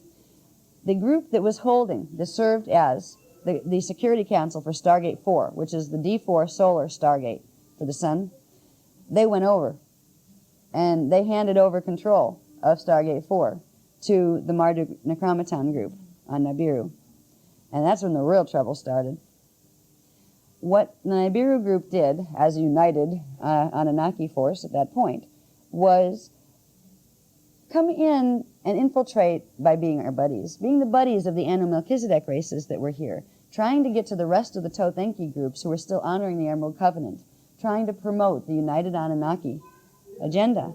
And they were also trying to pretend that they were friends of everybody, and they were bringing in very special technology that would boost certain frequencies in the grids that would give them even stronger power, because they only had Stargate 5 to use for power in Atlantis. There had been things that had happened before that the higher gates were shut down. They weren't allowed to use them. But they could use frequency from Gate 5. But they were going to show them how to amplify that. So they had a seduction campaign, and they brought their representatives in with this incredible crystal technology. And they wanted to do that this time too, but they didn't have time to get it done before we got in their way. They brought in a beautiful, huge, and powerful crystal grid.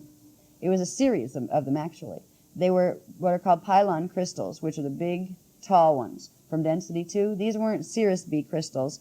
They were from Nibiru and neighboring planets. But they look like selenite rods. Jay had a selenite rod here. I don't know if you had seen it in one of the circles we did out there, but they're like long crystals that are striated. They have like lines running through them, but they're also like you can kind of see through them, but they're hazy. They erected 12 of these right at a very key point on the grids, the point between Q-Site 11 and Stargate 11, because it would draw energy from those, supposedly, this was the story, draw energy from those, send it down stronger into the grids and amplify the power you could have. You could have more powerful hovercraft, because they had hovercraft in those days instead of cars and those kind of things.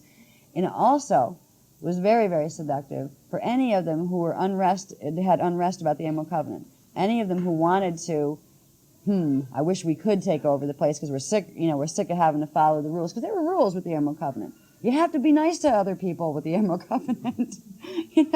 If you want to have a level of privilege and responsibility with the Emerald Covenant, you'll be entrusted to it if you show you're trustworthy. You want control. You want to be a guardian of a gate? Well, as long as you show you're not going to mess up the gate or you're not going to let, something in that's going to, of course you can be. They didn't like having to follow protocol. They were more interested in give me it, I want it now. And that was a classic thing of any of the Anunnaki souls. They actually had this give me it, I want it now kind of attitude where Emerald Covenant was kind of difficult for them sometimes because they had to be patient and they had to grow in certain ways that would develop the maturity to handle the level of power or responsibility that they wanted. Well, in 25,500 BC, when the representatives of the Marduk Necromaton group came in as friendly visitors, came in as friendly spaceships, so, we're just here to visit, they brought in to the priest caste in the Atlantean temples, they brought in the idea of, you let us set this up, and look at all this power you can have. And then they were saying that to the ones they knew were Emerald Covenant. Then the ones they knew were on the borderline. They're saying, look, you help us get this in here, and you don't have to do Emerald Covenant anymore. You'll get control of the grids. So it was like, oh, okay. They started the conspiracy within the Atlantean collectives. It was already building because of the different Leviathan races that were, the Anu Melchizedek Leviathan races. So they amplified it. And they got permission to bring it in. And everybody thought it was really great because all of a sudden there was this new power level, new healing level could be generated through. It seemed to be a great thing. It was a Trojan horse is what it was. And what they started to do with it was, first of all, they started to run programs through the grids that blocked DNA activation. So normally the people who knew how to activate their DNA at will, if they would keep it at, say, a 6-strand level and turn it on higher when they needed to run the currents, but to not, so the body didn't burn out faster, so they didn't overload the earth grids, they'd keep it at a 6-strand level. All of a sudden they couldn't activate it beyond that. Then all of a sudden they progressively stepped down the program, or they couldn't even activate it beyond a 3-stand level. They lost their inner vision, they lost their inner hearing, they lost their psychic senses, and that came before they lost the memory. Now what happened in 25,500 BC was the installment. They put one on parallel Earth, and they put one here in the area of Stonehenge. They also put about 400,000 smaller ones underground, and some of them are still here and still operational. These are where the Zeta bases are. When you hear about Zeta bases and underground bases, they went after the ones that are still usable, that are still functioning. It was a crystal network that would take the information and the frequency running through the planetary shields, and you could put any frequency you wanted in there to do what you want with it. They got control of the planetary grids. That's where they reversed the Merkaba in 25,500 BC.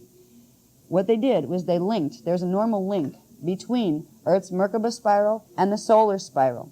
They got control of Gate 4, the solar Stargate. They used the power of Gate 4 to force an artificial frequency link, make a Merkaba happen at a different angle between the planet Nibiru and the sun. Then they had something called the battle star Nibiru, which was a large chunk of a planet that had been turned into a battle star that was used to monitor the Earth system so they could control it when their orbit went up into density 2. Because they orbit up into density 2 and disappear, literally, from this system, and then they come back in. It's about every 3,600 years they do their rotation. Actually, I have the exact numbers, but I don't have them with me. Yeah, but it's 3,600, 500 something point something. I mean, I have the exact number of the rotation on that, but I don't have it with me because it wasn't that important for this. But anyway, what they did was first they linked the solar fields to Nibiru, then Nibiru to this battle star. They put the battle star in a complete opposite orbit of where the planet is. So when the planet goes out, the battle star comes in. And to the battle star, they linked Earth's Merkaba field. They used the power of the solar gate to override the natural alignments of the D1, 2, 3 frequencies down here. And they used the Nibiru and Data crystal grid network to anchor the whole darn thing and keep it running on the planet. Since that time, these grids have been running on the 3421 Merkaba, and that's not the natural alignment. Now, that caused genetic damage instantly to anything on the planet that couldn't run reverse codes. It scrambled a lot of the coding. It began the process of humans losing their memory and becoming very controllable. The Leviathan races, because they had partial codings that were reversed anyway from their Anunnaki part, were able to sustain much better with them. The idea was to get the grids going in reverse to the extent that humans would be reduced to basically, they couldn't even remember their own name, and the Leviathan races would be strengthened. And you would literally turn Earth into another Nibiru, to the point where a pole shift would happen, and you would get Earth into a literally reverse orbit in its solar system. That's what they did with Nibiru. Nibiru goes in a reverse orbit at a different angle than the other planets. It used to orbit like our planet does here, but it does its thing now between density 1 and density 2 because of the false Merkabas that were used. We've been under the control of this grid since that time, but it got worse. Now, in unfortunately. Now, this was a big problem because in 22,326 BC, there was a stellar activation cycle due. It looked like it was going to happen, and this was the one chance for the Guardian Emerald Covenant groups from the higher levels, as well as from here, to get rid of the Nibiruan crystal grid, to free Earth and the human evolution program again. And it was also the one time that the ones running the Nibiruan grid needed to take full control. They had to have a stellar activation cycle to run Gate 11 in reverse. It would blow up Gate 12 here. It would send a back pulse up to Gate 12 in this time matrix. And it would do what they did 250 billion years ago, and it would blow Gate 12 out so they could take the time matrix from D11. That's where they wanted to use Earth. It wasn't just to get Earth. It was they knew what they could do with the gates here, now that they had the setup put in. That drama would have caused cataclysm all over the place, in all of the systems up all of the gates. It would have affected every density level and all of the planets attached to them and their civilizations. So, another group of Ascended Master groups decided they would come in, and they were the ones of the Palladia races. A lot of them incarnated in this new form. There was a new form created. It took the Palladia race gene code that was breatharian, and it combined it with some of the inner Earth guardian races to give it more of a density tolerance, and so it would have basic internal organs that it could live on the planet while it was still 10 code. Between them being on planet and the ones coming in every 444 years that could visit with the Mi'aj zones and the inner Earth ones, they had hoped to get rid of this Nibiruan grid and get the planetary Merkaba back in shape before the 22,326 BC stellar activation cycle. Because if they didn't, the planet was going to roll. And it was going to roll, and they were going to use the Merkaba link that they had to completely reverse it, where they fully had control of the planet. And then they would use it to destroy Gate 12. And that was a big problem. So this new group incarnated, new group of angelic humans. They were angelic humans, but they came in. It was a new wave of them. Came in from the primal sound fields. It wasn't. They weren't. Some of the ones from the Palladia races came out of the Palladia breatharian incarnation and came into this into incarnation as this group. But most of them came directly in as a new life wave of guardians coming in from the primal sound fields. They were called the Iani, which again means of the Yanis. Yanis is their word for the ones who live in the primal sound fields, the eternal ones. And they were an Iani cloister, which means they didn't come to hybridize or to interbreed right then. They came to one very important place for a very important reason. They came to where Q Site 12 was, because they knew that if they could open the halls of Amareya Passage, which come down into Q Site 12, and they could bring in the Maharata currents. They had to wait till the stellar activation cycle, but when it came, they could bring down the Maharata current into Q Site 12 through the halls of Amareya. They could run it over into Q Site 11 and run it from Q Site 11 through the Nibiruan Dadic crystal grid to Gate 11, because the Nibiruan Dadic crystal grid, where Stonehenge is on the line, the major ley line that goes between the Signet Site Q Site 11, which is Ireland, and the Stargate Site 11, which is in England, in the Vale of Pusey area. So that was the plan back then. In 22,000, for the 22,326 BC stellar activation cycle, the Iani were created in 22,500 BC in anticipation of this event. This is where they were going to get the Christos realignment finished. This was going to be when Earth was going to be set free from its progressive dominion by Nibiru, because once they got control of the solar gate and got control of the Merkaba here, Atlantis turned into a torture chamber. The Anu Melchizedeks progressively came into power, and they went after the angelic humans with a vengeance. They would use them to get codes for the grids if they could. They would wire them to technologies and literally fry them, but to open things. Because if they could run current through the human body, even artificially, they could drop some of the codes in enough to affect the grids. They did horrible things to human beings. And they progressively got control, and they progressively began to be the dominant force in Atlantis, but they also were fighting amongst themselves.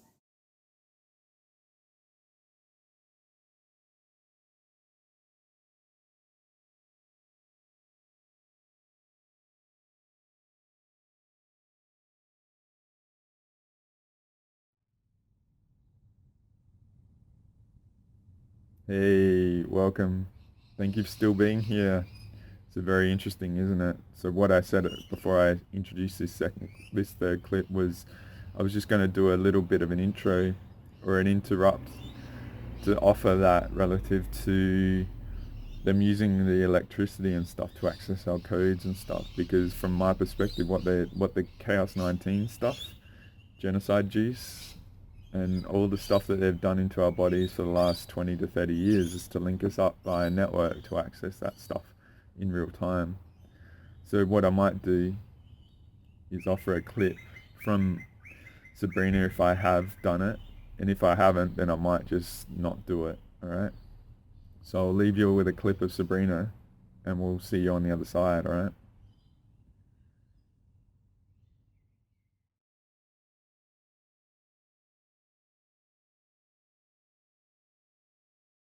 Sad to see only in cryptography, in error control issues, they have a lot of progress.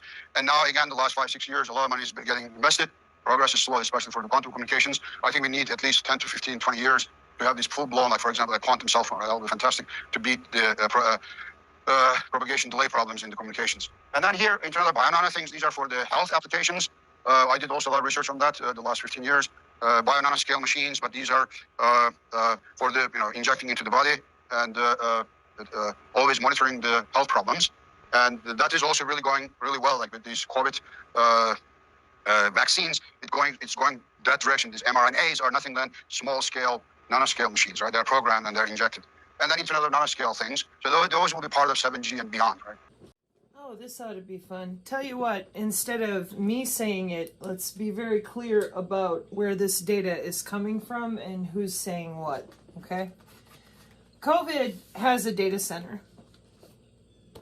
COVID has COVE W-band, wide body area networks that are injected with a payload. The graphene is not the only component to the payload. Now, a lot of people said that one was a sterile shot, one was hypermutagenic, and then one was, sterilized, mutagenic, hypermutagenic.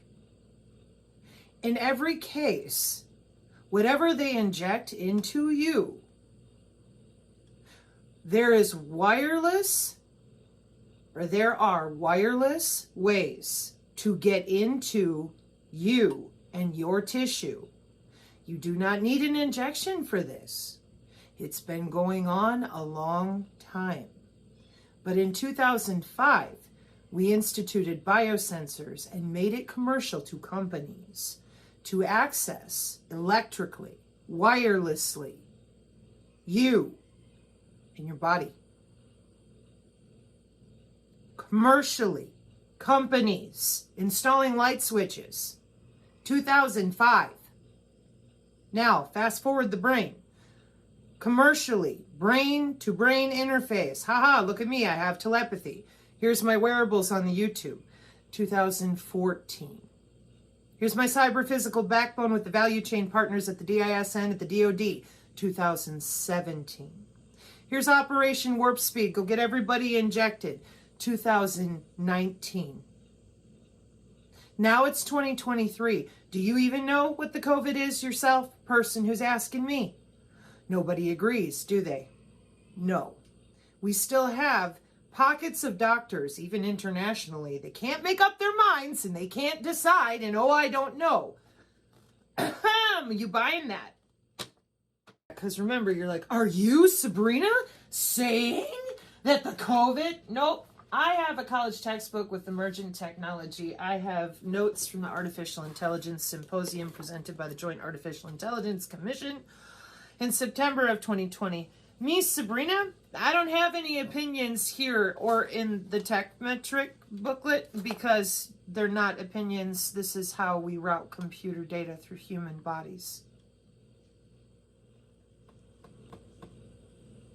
So, way back in the 80s when they tried to kick this off and keep everybody on America Online, what I found when I worked at the University of Wisconsin-Whitewater, and my big, huge software box is MIA at the moment, I found massive IBM software underground tethered to a low Earth orbit satellite. Your Google search term for Internet of Things Wide Body Area Network COVID ban. Your search terms for some of the ingredients that were inside of those shots are listed here by a caller into the American Journal in December 2021, but the Google terms are why I kept it, because these things have been openly discussed in multiple articles in the last 2 years. Okay, so here's how it works. COVID, long ago and far away. Oh, Fauci says we're going to do HIV and we're going to take away their immunity. And so when I worked at Whitewater, I found a low Earth orbit satellite with the big IBM underground, super blue like a Cray supercomputer. University of Wisconsin, Whitewater. Connected to UW-Madison, UW-Eau Claire, UW River Falls, UW, Stout, and Menominee, and every other university system, underground, above ground. Got a lot going on up there in that state. Anyways, so when you understand that you have a body part that is responsible for 80% of your immune system and that it's electrical and wireless like your phone, what is your body part that is 80% of your immune system? How do we know? What organs comprise the human immune system? Per Children's Hospital of Philadelphia, organs and tissues important to the immune system. Thymus, bone marrow, which generates your photons in part, lymph nodes, vessels in your vasculature, the flow of your veins and arteries in your blood, spleen and your skin. Spleen and your skin. So there's your biofield, and 80% of your immune system. Skin is the largest organ in the body, and your biofield is bioelectric and quantumly moves around in the lymphatic system. So it makes it perfect for an electronic or bioelectrically hackable morphogenetic regenerative field, especially given that it can utilize the topology of the skin to stretch out into tissue scaffold new limbs or whatever. Pardon my face. That's how it works in nature too. Okay, so COVID is an electronic warfare. Well, they can log into you from wherever they are. That is mosaic warfare. Pentagon Artificial Intelligence Symposium, September 10th, 2020. The role of our project here with the Department of Defense with AI. The transcripts are here on the channel. Pardon my face. Everyone can and should implement AI in everything they do. We are done with governance and ethics. We are now AI pioneers and AI practitioners. We have an agile pod conduit United States Air Force smart sensor system with Project Maven, MQ-9 Reaper drones tethered to ground to enable autonomous sensing. Well, that doesn't mean anything to you. Right, because step one is, are you tethered to the cloud? Yeah, what's your ass's IP address? Because that ain't how you're going to find it. So there you are. And there's all your biosensors on 802.15.4. 2 radio frequency syncs to pull in 802.15.5, which are those wireless sensor mesh networks all around you. Your body is a node on the network. In the event that you are open shortest path first or link state vector routing on a ManNet cognitive radio network, you happen to be available to an intermediate state, whether to hold data or become capacitive to other formats of data within your personal area network, not even just your band or your 2 or 4 part connection, that signal hits you no matter what. No commander to interrupt. Now that's pretty serious for cybersecurity on a 6th generation wireless platform. So as a mother of an 18 and a 19-year-old, I wanted to understand better what this was all about with metrics. So is COVID electronic warfare creating sickness into your body by remote control? It absolutely can, due to the excessive radiation or hitting your biomarkers, which is the new page 1 feature on our new technical PDF. For that reason, we knew that with the biomarkers being hit that often, the sensors inside of you, that's what I was looking for, was the other sign. We knew that by hitting those biomarkers all the time, and I showed the synergists more than once, the Department of Defense HDIAC video, at which 38 minutes in where they discuss biosensors, they also discuss taxing the body electrically due to all the handshaking, electrical handshakes, like you used to hear on the dial-up modem coming and going from the body. Once they realized that, they had to ease up on how many networks were talking back and forth and harnessing everything back and forth so that they could keep the path loss, the noise, and everything else down. Now, this is not when they got started with this. K-hop nearest neighbor routing protocol in 2007 and thermodynamic routing protocols in 2013 for swelling you and deswelling you in order to handle more data, more throughput through your blood and bone and tissue. Period. You guys have to know better by now. Why?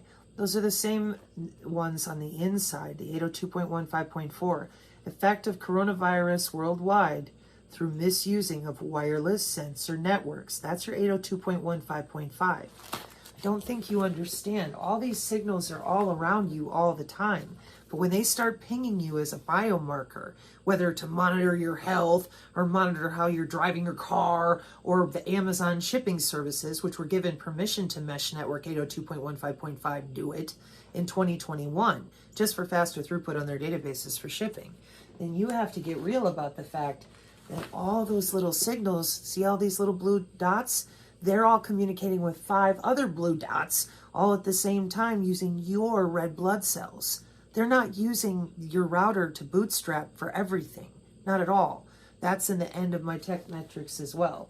So, Craig Silver, what I use, you can tell by the age of my signs, this is one of the first ones I did because as I continued to research all the cybersecurity, I realized, holy shit, if you guys have been messing with this the way you have, fibromyalgia, I watched it. I grew up through it. And I'm like, I always wondered because all of a sudden, in the late 90s, everybody I knew was taking Advil, and I just graduated high school, and it was weird. You weren't supposed to go to drugs unless you had to, but everybody was. And I'm like, huh. Then they diagnosed me with pseudotumor cerebri, and I found out after the fact transcranial magnetic stimulation, because pseudotumor cerebri is fake brain tumor. Oh, your body's swelling and deswelling, but we don't know why. Your body's acting like it has a brain tumor, but there's no physical mass. But transcranial magnetic stimulation will still kick your ass the same way. Anyways, pseudo seizures, that was from a person who was helping in the cheer gym, and when he moved the big mats they use, like wrestlers use in a cheer gym to bounce and whatnot, he had a seizure. His eyes were all bloodshot. They took him to the hospital, a couple of the big guys who were helping the coaches, because those are heavy mats. And they stood there, these big dudes, with this nice guy, and the doctors looked at him and said, "No, you had a pseudo seizure because we don't know why you're having seizures, so it's fake. Here's some medication, see you later." These dudes, these people, they're like, what in the hell kind of response is that? Well, that's the response they gave all the autoimmune people since my grandfather died of very rapid onset Lou Gehrig's disease. Now, you ask any targeted individual and anybody who knows about how these beam forming give you cancer and take it away in 15 minutes on the Daily Mail 3 months ago, 4 months ago, 6 months ago. That's your new designer drugs, wireless drugging. Book 2 of the college textbook, no shit. Designer AI precision medication. They have it. They've been doing it. Testing on our seniors in 2014. And nano diseases, Morgellons was around in the 1600s. Now you can argue back and forth about the autism rates with the vaccination rates with kids. That's an argument they want to still have. But you cannot argue this. This is a linear chart of how it was always your fault, no matter what you did. And now, oh, you're suddenly dead. But you went into the doctor and did what they said. Yep, and now you're suddenly dead and it's your fault. Meanwhile, this is an engineered system for how many years now? This is electricity. Frequency oscillates. And those are biosensors right here. And this is why I was so agitated with Miss Kingston for not being very clear about this industry right here. Biosensor hunting for money.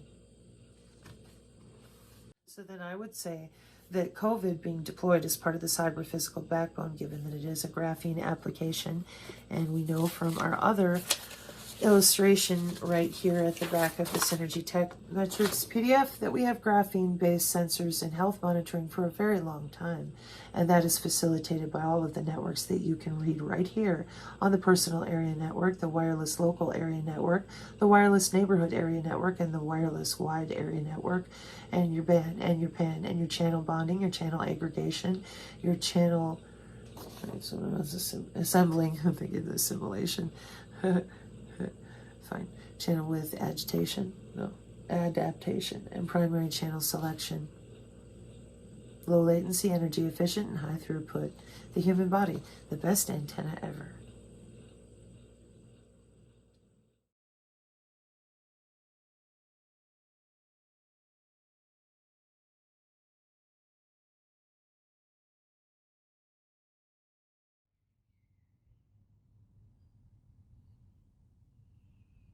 Hey, welcome back. I hope you enjoyed that. I hope you offered a lot of context, because what I feel is I'm taking it to another level of what she's offering. It's very mechanical in the lower levels of stuff, right? but I'm taking it to the multi-D. But that's where the free will thing comes into the, from my perspective. So I'm just going to show you an image that I've shown you many times, right? So this is a more recent one I've done with 22D and all that, and all the code stealers and frackery and all that sort of stuff, and all the red being the entities and all that sort of stuff. From my perspective, that the stuff that Sabrina is offering offers a lot of context of why it's so hard to break out, right? And so she's on Rumble, she's on Odyssey, and she's on BitChute. She's a bit hard to find, and I'm still working it out, but Rumble is a pretty good place, but Odyssey is her main channel. I don't know if she's going to be still up by the time you see this and all that, but what I felt was this was a very, I had kumbaya-itis, right? I thought all this was organic and stuff and there wasn't much resistance, but this is why I'm saying it's a battle for humanity's free will, because the violation of humanity's free will is absolutely freaking, it's blown my mind, right? How amazingly masterful the implementation of all the shit that's gone on in the world in the last few years has been, to just the last 20 to 30 years conservatively as well, what Sabrina talks about, and to access our codes and all that sort of stuff, has been to limit our potential, because obviously it affects our consciousness potential as well. You know, if we setting off alarms, and they'll do shit to frack with us, alright? So that's how badass you are, alright? So while I was very organic and aiming for these people, I'm actually putting it back, a bit more focus on these, because the free will is definitely being violated from my perspective now, gaining this context thanks to Sabrina, alright? So yeah, what I'll do is I'll just move on. So I'm not sure what was included in the first part of this third clip from Asher that I did a bit of a pit stop with Sabrina in the middle of to add more context, but I'm going to finish off what I wanted to offer with the Asher third clip and the second one from the 2002 Hawaii gathering, which will just get up to the point of when the Iani massacre happened and Thoth and what he did. And ironic, from my perspective, one aspect of him is over in England at the moment, alright? Interesting, isn't it? And all the people that were perpetrators, not victims of the Iani that I've dealt with, alright, are over there as well, around the Stargates, alright? So they've fortified that from my perspective and doing all negative good work on it, and that's why I do the Earth pranic healing, to make Earth naked again and all that sort of stuff. And October 7, we implemented the pure source grid on Earth, so enjoy fracking with Earth now, alright? So I'm just going to finish off with that clip, and then I'll see you on the other side, so enjoy, alright?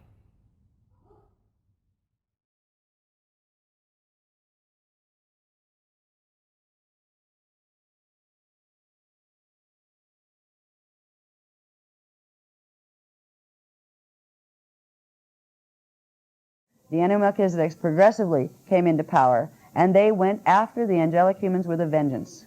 They would use them to get codes for the grids if they could. They would wire them to technologies and literally fry them, but to open things. Because if they could run current through the human body, even artificially, they could drop some of the codes in enough to affect the grids.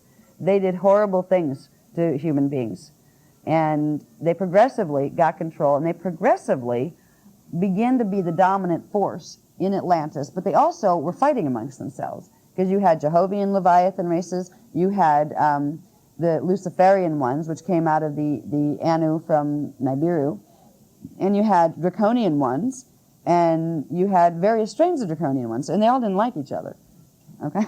So at this point in time, the big hope was the Iani would come in, they would use this site here in Kauai, Halls of Amarea, open it up, simple job, bring the frequency in, then they would go over to QSite 11 in what's now Ireland, which then was part of Lohas, Atlantis. And then they would go over to the area of England, where Gate 11 is. And they would simply run the frequency through their DNA templates collectively, because they could pull. I mean, these guys had, again, the 36 to 48 strand templates. They could run the full Kundere, which was enough to access the grids. A small collective of them could access the grids. And they would simply blow the program on the Nibiruan grid to allow the Merkaba to go back to its natural stage. That was the plan. The plan didn't go very well. It was going very fine up until right before the stellar activation cycle was due. What they didn't realize, now, the Guardian groups had come to trust Thoth. Thoth was an individual who had achieved immortal status. He had not quite achieved full activation of the 12th strand, but he had achieved 11.5 strand activation, which was half of the 12th. That was one of the highest that an Anunnaki had ever attained. For an Anunnaki, that was a wonderful, he was quite a hero, because he had attained a level of Christos frequency for a race that's born without the Christos frequency, because the Anunnaki were born out of a D11 reversed matrix. They never had the Christos spark. They are an anti-Christos race, which means they don't have the Christos D12 imprint. They're stuck in time. So Thoth was a hero among his people, and he was highly respected among the Guardian Emerald Covenant groups because of what he had. We were all very happy about, even though there was lots of problems happening, there was at least some groups of the ones that were Anunnaki that were evolving through the human imprint that had stayed with the Emerald Covenant. It showed that the Anunnaki race could be a Christed race. It showed it was worth it all along. Because there was always this debate for thousands and hundreds, well, actually billions of years. Maybe we should have taken them out when they blew up Gate 12. You know, I mean, there's this like High Council was really split. Maybe we should have just got them out of there then. Yeah, but they wouldn't have a chance to bioregenerate. That was the whole argument. You know? So the ones who wanted to fix it, well, we're the ones that are still trying to clean it up.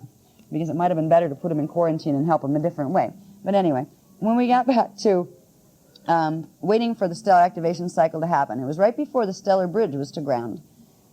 Now, this was the time when they were going to reset what had happened in 208,216 BC, when it activated on a 10 code pulse.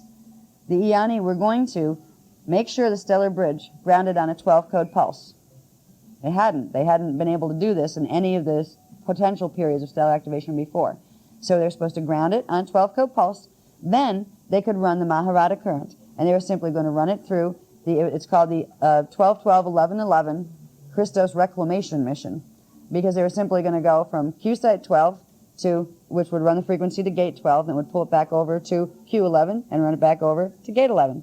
And that would run through, there's going to be charts on this when we get into the more sophisticated mechanics of the halls of Amareya in that particular lecture. But that would progressively run the D12 frequency through the whole system of Stargates and through the Cathara grid on the planet, and it would restore the Christos imprint. So it was a good plan, and this is when something called the Great Deception took place. Now, because they knew the Iani, the Atlanteans that were at this point, a lot of the Atlantean humans were in exile down in a place that was called Ionia, which is now known as Greece and Italy. All right, they had literally fled because progressively the territories of Atlantis were being taken over by the Leviathan and Anu-Melchizedek races. So the councils were fleeing. The last to go are the ones at Lohas up in the north, which is now the Ireland area. But when this was all occurring, we had progressively more of the Leviathan races becoming aware of where the pockets of High Council were. High Council were the only dangers to their plan because they could run signet codes, or the Stargate codes. They could run them right through their DNA. They didn't need artificial technology to open gates. The Anunnakis needed artificial technology because they didn't have the full set of codes that could directly access the gates. So they were launching they were subtle campaigns that were done kind of like hit you in the night and then disappear. They were running genocide campaigns against the Grail Lines. So there's progressive, they're running and hiding, literally, just to preserve the fact that there's Grail Lines on the planet, so somebody still had the gate codes. And there had been negotiations, because a lot of the ones that had gone over and decided to join the United Anunnaki Resistance were the groups that Thoth had nurtured and, kind of like hand-raised from Neanderthals up into something that was now having the potential to become a Christed Anunnaki human hybrid being. They followed Thoth, most of them. Some of them didn't. They went in the other direction. They said, we break the Emerald Covenant even if you're going to honor it. But Thoth had a tremendous influence. And he was trusted to come in and talk to the people, that the Anu Melchizedeks that were running the temples in Atlantis. He was also trusted to be a Questadora Tour plate speaker. He was one of three. He was given plate 11 to translate some of the information. He was supposed to translate only verbally. It was not supposed to be put in writing because it was too dangerous for the Leviathans. If they got a hold of it, they would have the Templar mechanics where they could finally go in for the kill, because they would have the maps and keys, which was knowing exactly where what sites were and how you had to run the energy in order to get it, because they didn't have all of that. Thoth had been entrusted as a representative of the Emerald Covenant to translate some of the information on the Templar. And he was supposed to translate that to a certain group of priests, they called them priests that ran the temples there, of Anu Melchizedek priests that he hand chose, that were supposed to be trustworthy. Those priests would be taken to have the opportunity to work with the Eoni High Councils, that they would teach them master's things. They had an 11-year program they had to go through before they'd ever be taken to the secret cities, the hidden cities.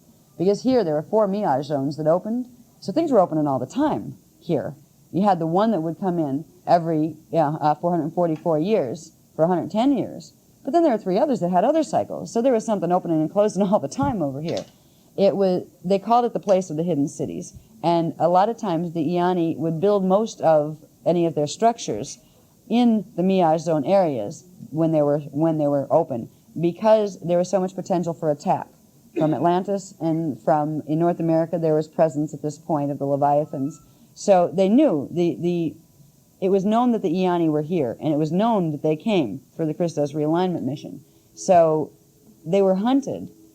To get to this area of Kauai, it was very difficult. They had them under one of the force fields, the kind that they use on the Mi'aj zones. We have 5 minutes before we have to leave this. Okay. Understand. Well, we'll keep up with this. We still have the section on the round tables we're definitely going to get to, but we have to leave so the bar opens. That's what we're being told. Anyway, I just want to get through what happened with the Great Deception. Thoth had been trained.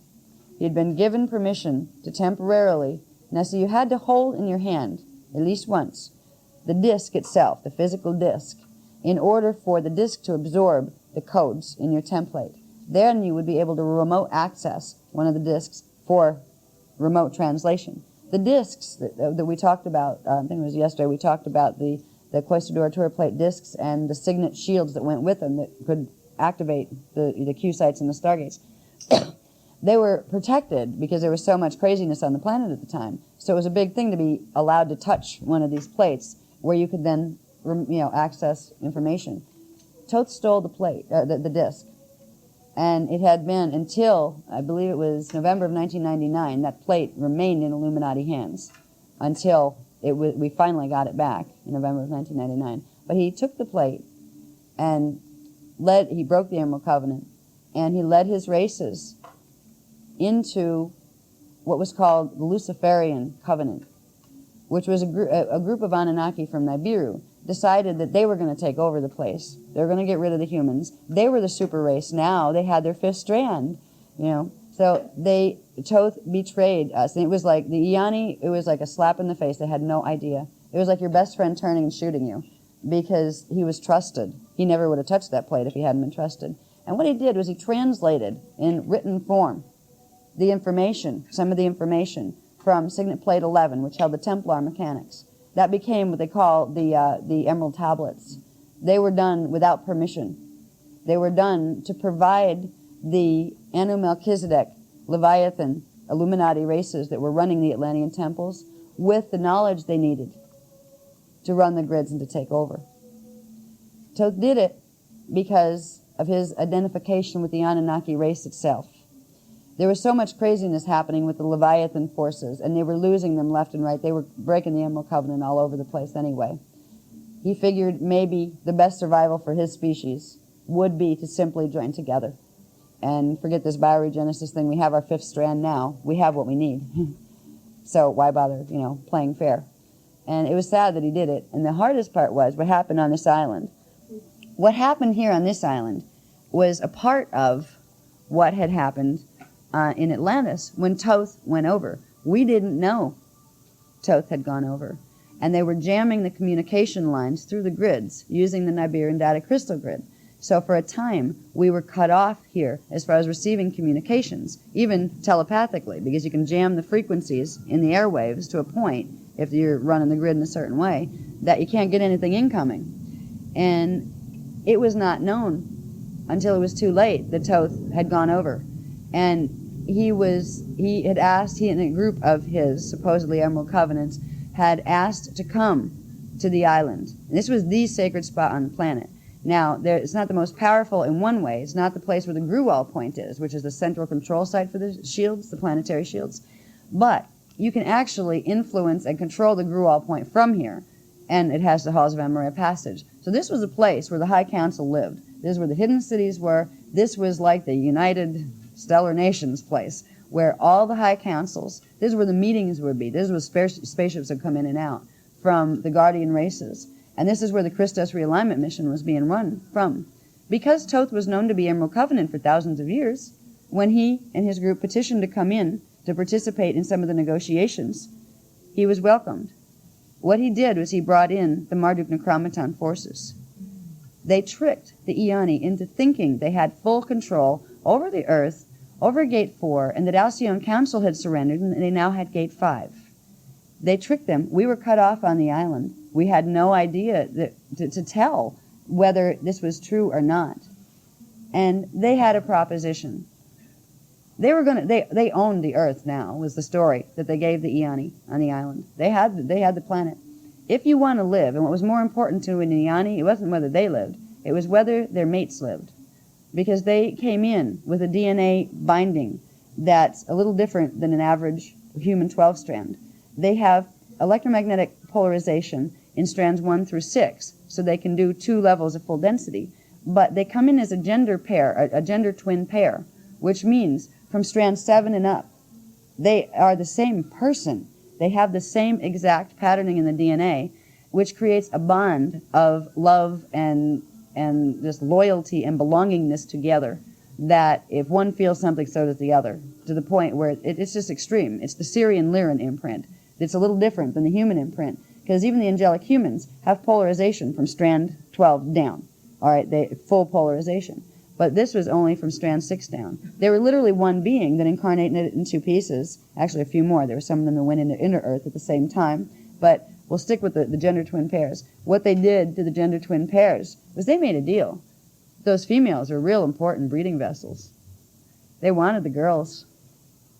Now, the girls weren't going to come cooperatively, of course. Unless, of course, you threatened to hurt the boys that they were so attached to. You could take one of the women's lives and they'd stand there and let you rip them apart. Go ahead if you have to. But if you tried to hurt the other, that did something. That was a weakness as well as a strength, because it would get you into situations where you made choices that you wouldn't otherwise do. They weren't always the best ones. A lot of the women, because they were promised the men wouldn't be hurt and they'd be let go if they went with them to Nibiru willingly, without a fight. A lot of the High Council women went. They knew that they were going to be used as breeders. They were assigned husbands. Even Thoth took one as a wife. And they were going to breed a new race of Nibiruans that had the Magi codes, which would allow them full access of these gates plus the other gates going out.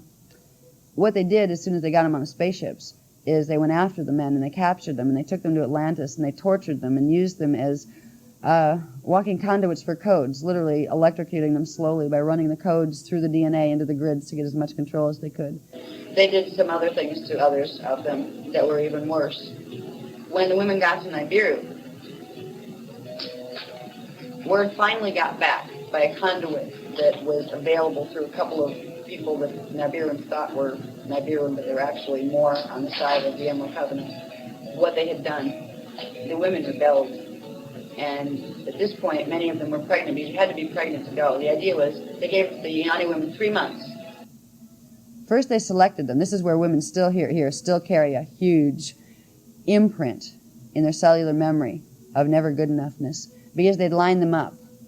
They say, that one's hair is this way. Oh, I like blue eyes better than brown. They picked them first by how they looked. Well, first by their codes, as far as, okay, which ones have 48 strands, which ones have, and they could discern that by the positions they held within the society. They knew that the ones that ran the signet tables at the center would have the highest code, so they knew how to find the ones that had the highest. Then it was a selection of fun, like who has the nicest shape? What would I want my child to have as genetic characteristics? They picked them as if they were meat in a market. The ones that didn't live up to it were simply slaughtered. They were just killed. They weren't even taken to that bureau. The ones, they were actually thrown in volcanoes and things like that. There was an active one here. The ones that were fortunate enough to live up to the physical standards were then taken. They were the ones that got to have the security, temporary, of thinking that their mates would be okay, that at least if they went quietly and peacefully and subserviently and submissively, like women have been taught for centuries to do since that point, that their men would be okay, and that as long as their men were okay on Earth, that somewhere the Iani gene code would continue, the Christos mission would still have a chance. There are a few couples that managed to escape through the inner Earth portals that are here before they got control of them and shut them from this side. They were exiled into Lohas Atlantis, and they became a Grail line that became the Druids, and mixed with the Druids, because they were actually from Atlantis. They were good guys too. They weren't what they were being.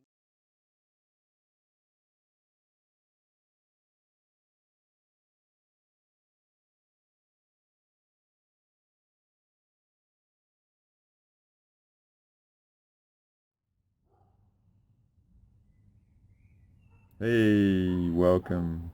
So I hope you've enjoyed this so far. It's been quite a big, extensive and massive download release, alright? So I ended it on a cliff note, just brewing for the Iani massacre, so you get the context of all that went on. That, if you've never heard about the Iani, and I've talked about it, you've heard that word, Eieyani, Iani. It's in the revocation and all that sort of stuff. You can get a sense of it. You can have a feel or tune back in. We've all got awareness in our skin suit or soul memory or connecting to the earth grid. Now it's a lot clearer and stuff of being able to access the truth and reference of all this stuff. So I hope all this that I've offered so far is very rich in like a real massive codex, alright, of truth that unlocks so much more in you, that the coast is sort of clear because things have shifted a lot. As I said, that October 7 we did a real big mission to implement the pure source grid on Earth and be a real reference point of pushing all this stuff back, alright? Because obviously if you listen to those clips and really study them and taking notes, like some real big reference points, it's, you know, there's an effort still underway from my perspective to take everything down, and it's not time to rest and relax. It's time to arm up and game on and GSF up, alright, and master yourself and take it to a whole new level, alright? And I feel that their strength to do stuff is waning, but it's still, don't count them out, because these frackers, they're not rookies. They're very genius at what they do, and domination is their game, and, you know, an agenda to take us all out is there, alright? And harvest from us and use us for energy, our codes and everything, and violate us. So from my perspective, there's a lot in the community that have a lot to answer for, because, you know, this stuff that Sabrina's talking about, there's people with internet skills and technology skills that should know about this, plus the very highly aware people, of course they know about it. Talking about this stuff doesn't make money though, because if people are getting messed up by the technology messing and hacking with this, then people might have no context for this, and then they're looking for people to pay money to help them and never get solution, to be milking exercise just for money, let alone to dominate and control us. And it's just really interesting, because I don't want to point any people out, but potentially lead people off a cliff high he he always talks about his skill set and all that. He's shut down some concepts because which to me, like from a linguistical master that he is, it's not right. Okay, you can't give it benefit of the doubt. Okay, so it was really interesting. On October 15th, he released a video, and it was getting into about the hypothalamus and telepathic sort of stuff, and Sabrina talks about synthetic telepathy and all that sort of stuff. He's talking about remote viewers as being the epitome of intuitives, and it's like, give me a break. If you go back to Art Bell, he used to use this, like, interact with some guy, I forget his name, but he always used to talk about kill shot and all this sort of stuff, and that's all, like, remote viewers are from the military, okay? So he's talking about the moon now as well as stuff, alright? And he's always talked about how a certain president brought stuff in to save a lot of people, but so you're telling me in all your linguistical research and all your genius in coding and stuff, you don't know that people are being hacked and used as into the energetic field and all that sort of stuff, and all this stuff you can't, it doesn't add up. Does that make sense? So this component of the Sabrina sort of stuff is really, it's a very interesting avenue to explore, and she's funny, she's broken, she's smashed, she's living on the edge and holding a line sort of thing, and I love that, Like, to me, it's like when you're bringing a truth out that the reality doesn't want, it's very demanding and challenging and stuff like that. So I can appreciate the effort it's taken to just bring this out and see it and stuff. And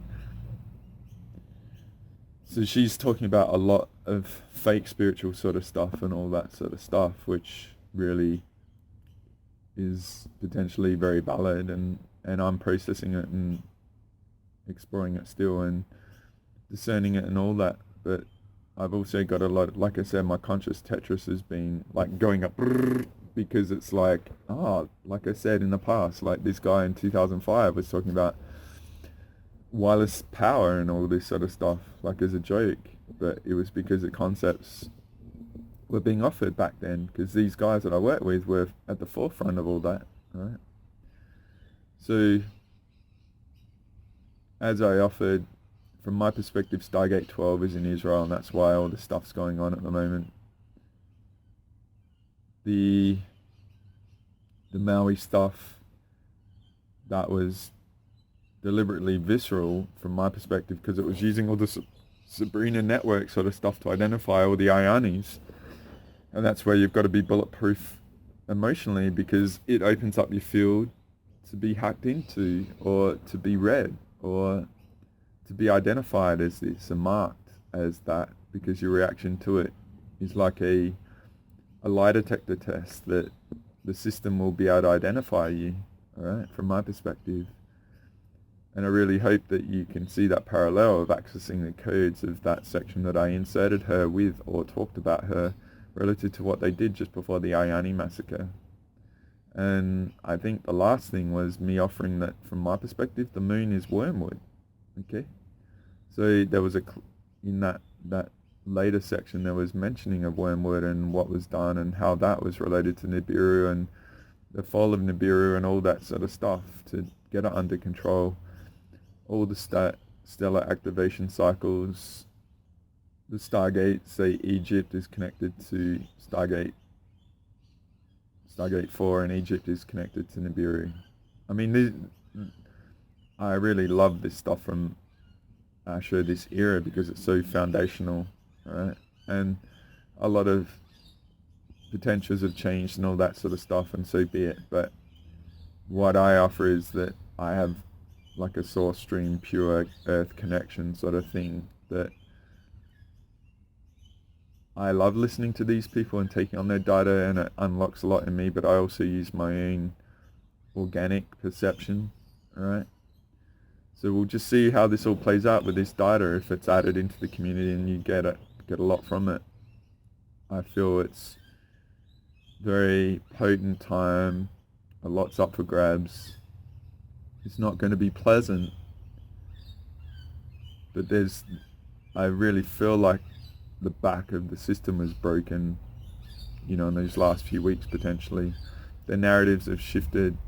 There is a unified sort of thing happening which doesn't seem to be ideal, but yeah, I offered a reference called emerald24.org with all the grid points and stuff like that. There's a lot of rich information on that page and potentially on the other pages of that website and stuff. I would discern everything though as well. Just hold it in the background like a cache and just process it and see what fits out and what comes out as a match or doesn't, alright? But yeah, I really hope this is a very potent release for you. I thank you for allowing me to be a part of your journey, and maybe what I'll do is I'll add more to this when I've gone through it and reviewed it, because I've got a day before I release it. There may be stuff I missed, maybe inserts I need to do and stuff like that. But yeah, just really appreciate how amazing you are for being here. One of the very few that can handle this knowledge right now. But I really hope this is a potent ally. It's a worthy investment of your time. You feel very much a different person than you were when you started listening to this, as with all my material. And like context is an ally to navigation the uncertainty. So I hope this offers you a very rich source of context, and it takes you to your infinite next level, guys. Alright? Thank you for being you, thank you for the courage to be here, and I'll see you next time. Lots of love. Andre out.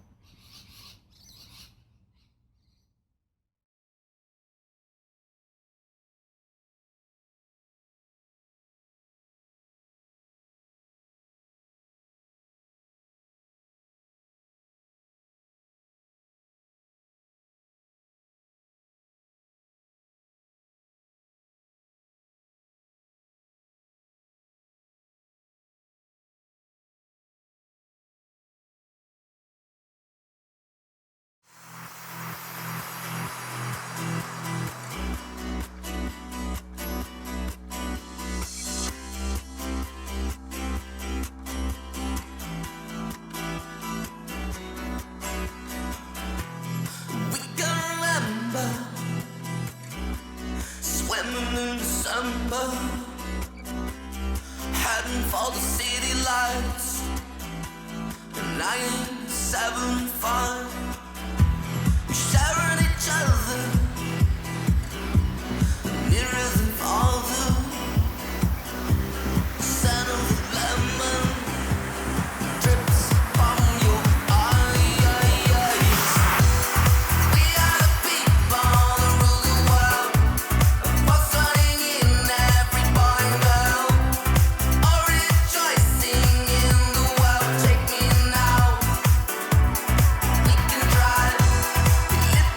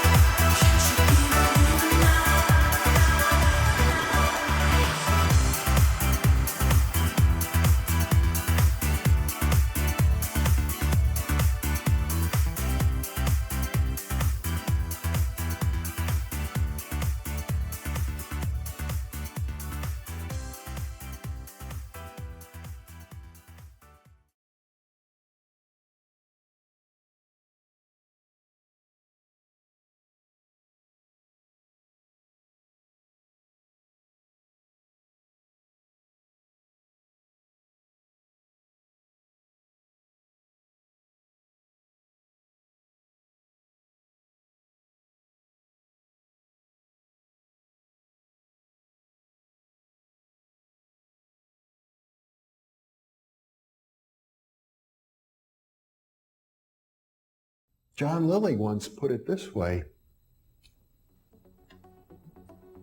there are no limits at all to the human mind whatsoever, except those we impose on ourselves because of our beliefs. And those limits are also beliefs to be transcended. And that's a view that suggests that the possibilities of human transformation are virtually infinite. And we have no way of knowing the outer horizon of what it means to be human.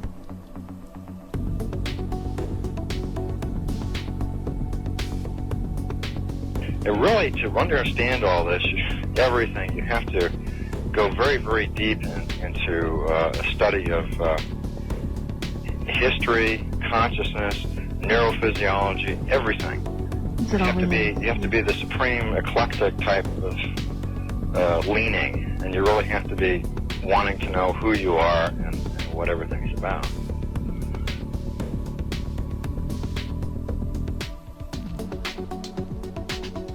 And the thing that you'll find when you go to sacred sites, if you're very humble about it, is that you are on a personal journey, and the sacred site will respond to you in a way that is appropriate only to you. The information is always what you are searching for. And it's the intent you give that energy that defines whether it is used for right action or not.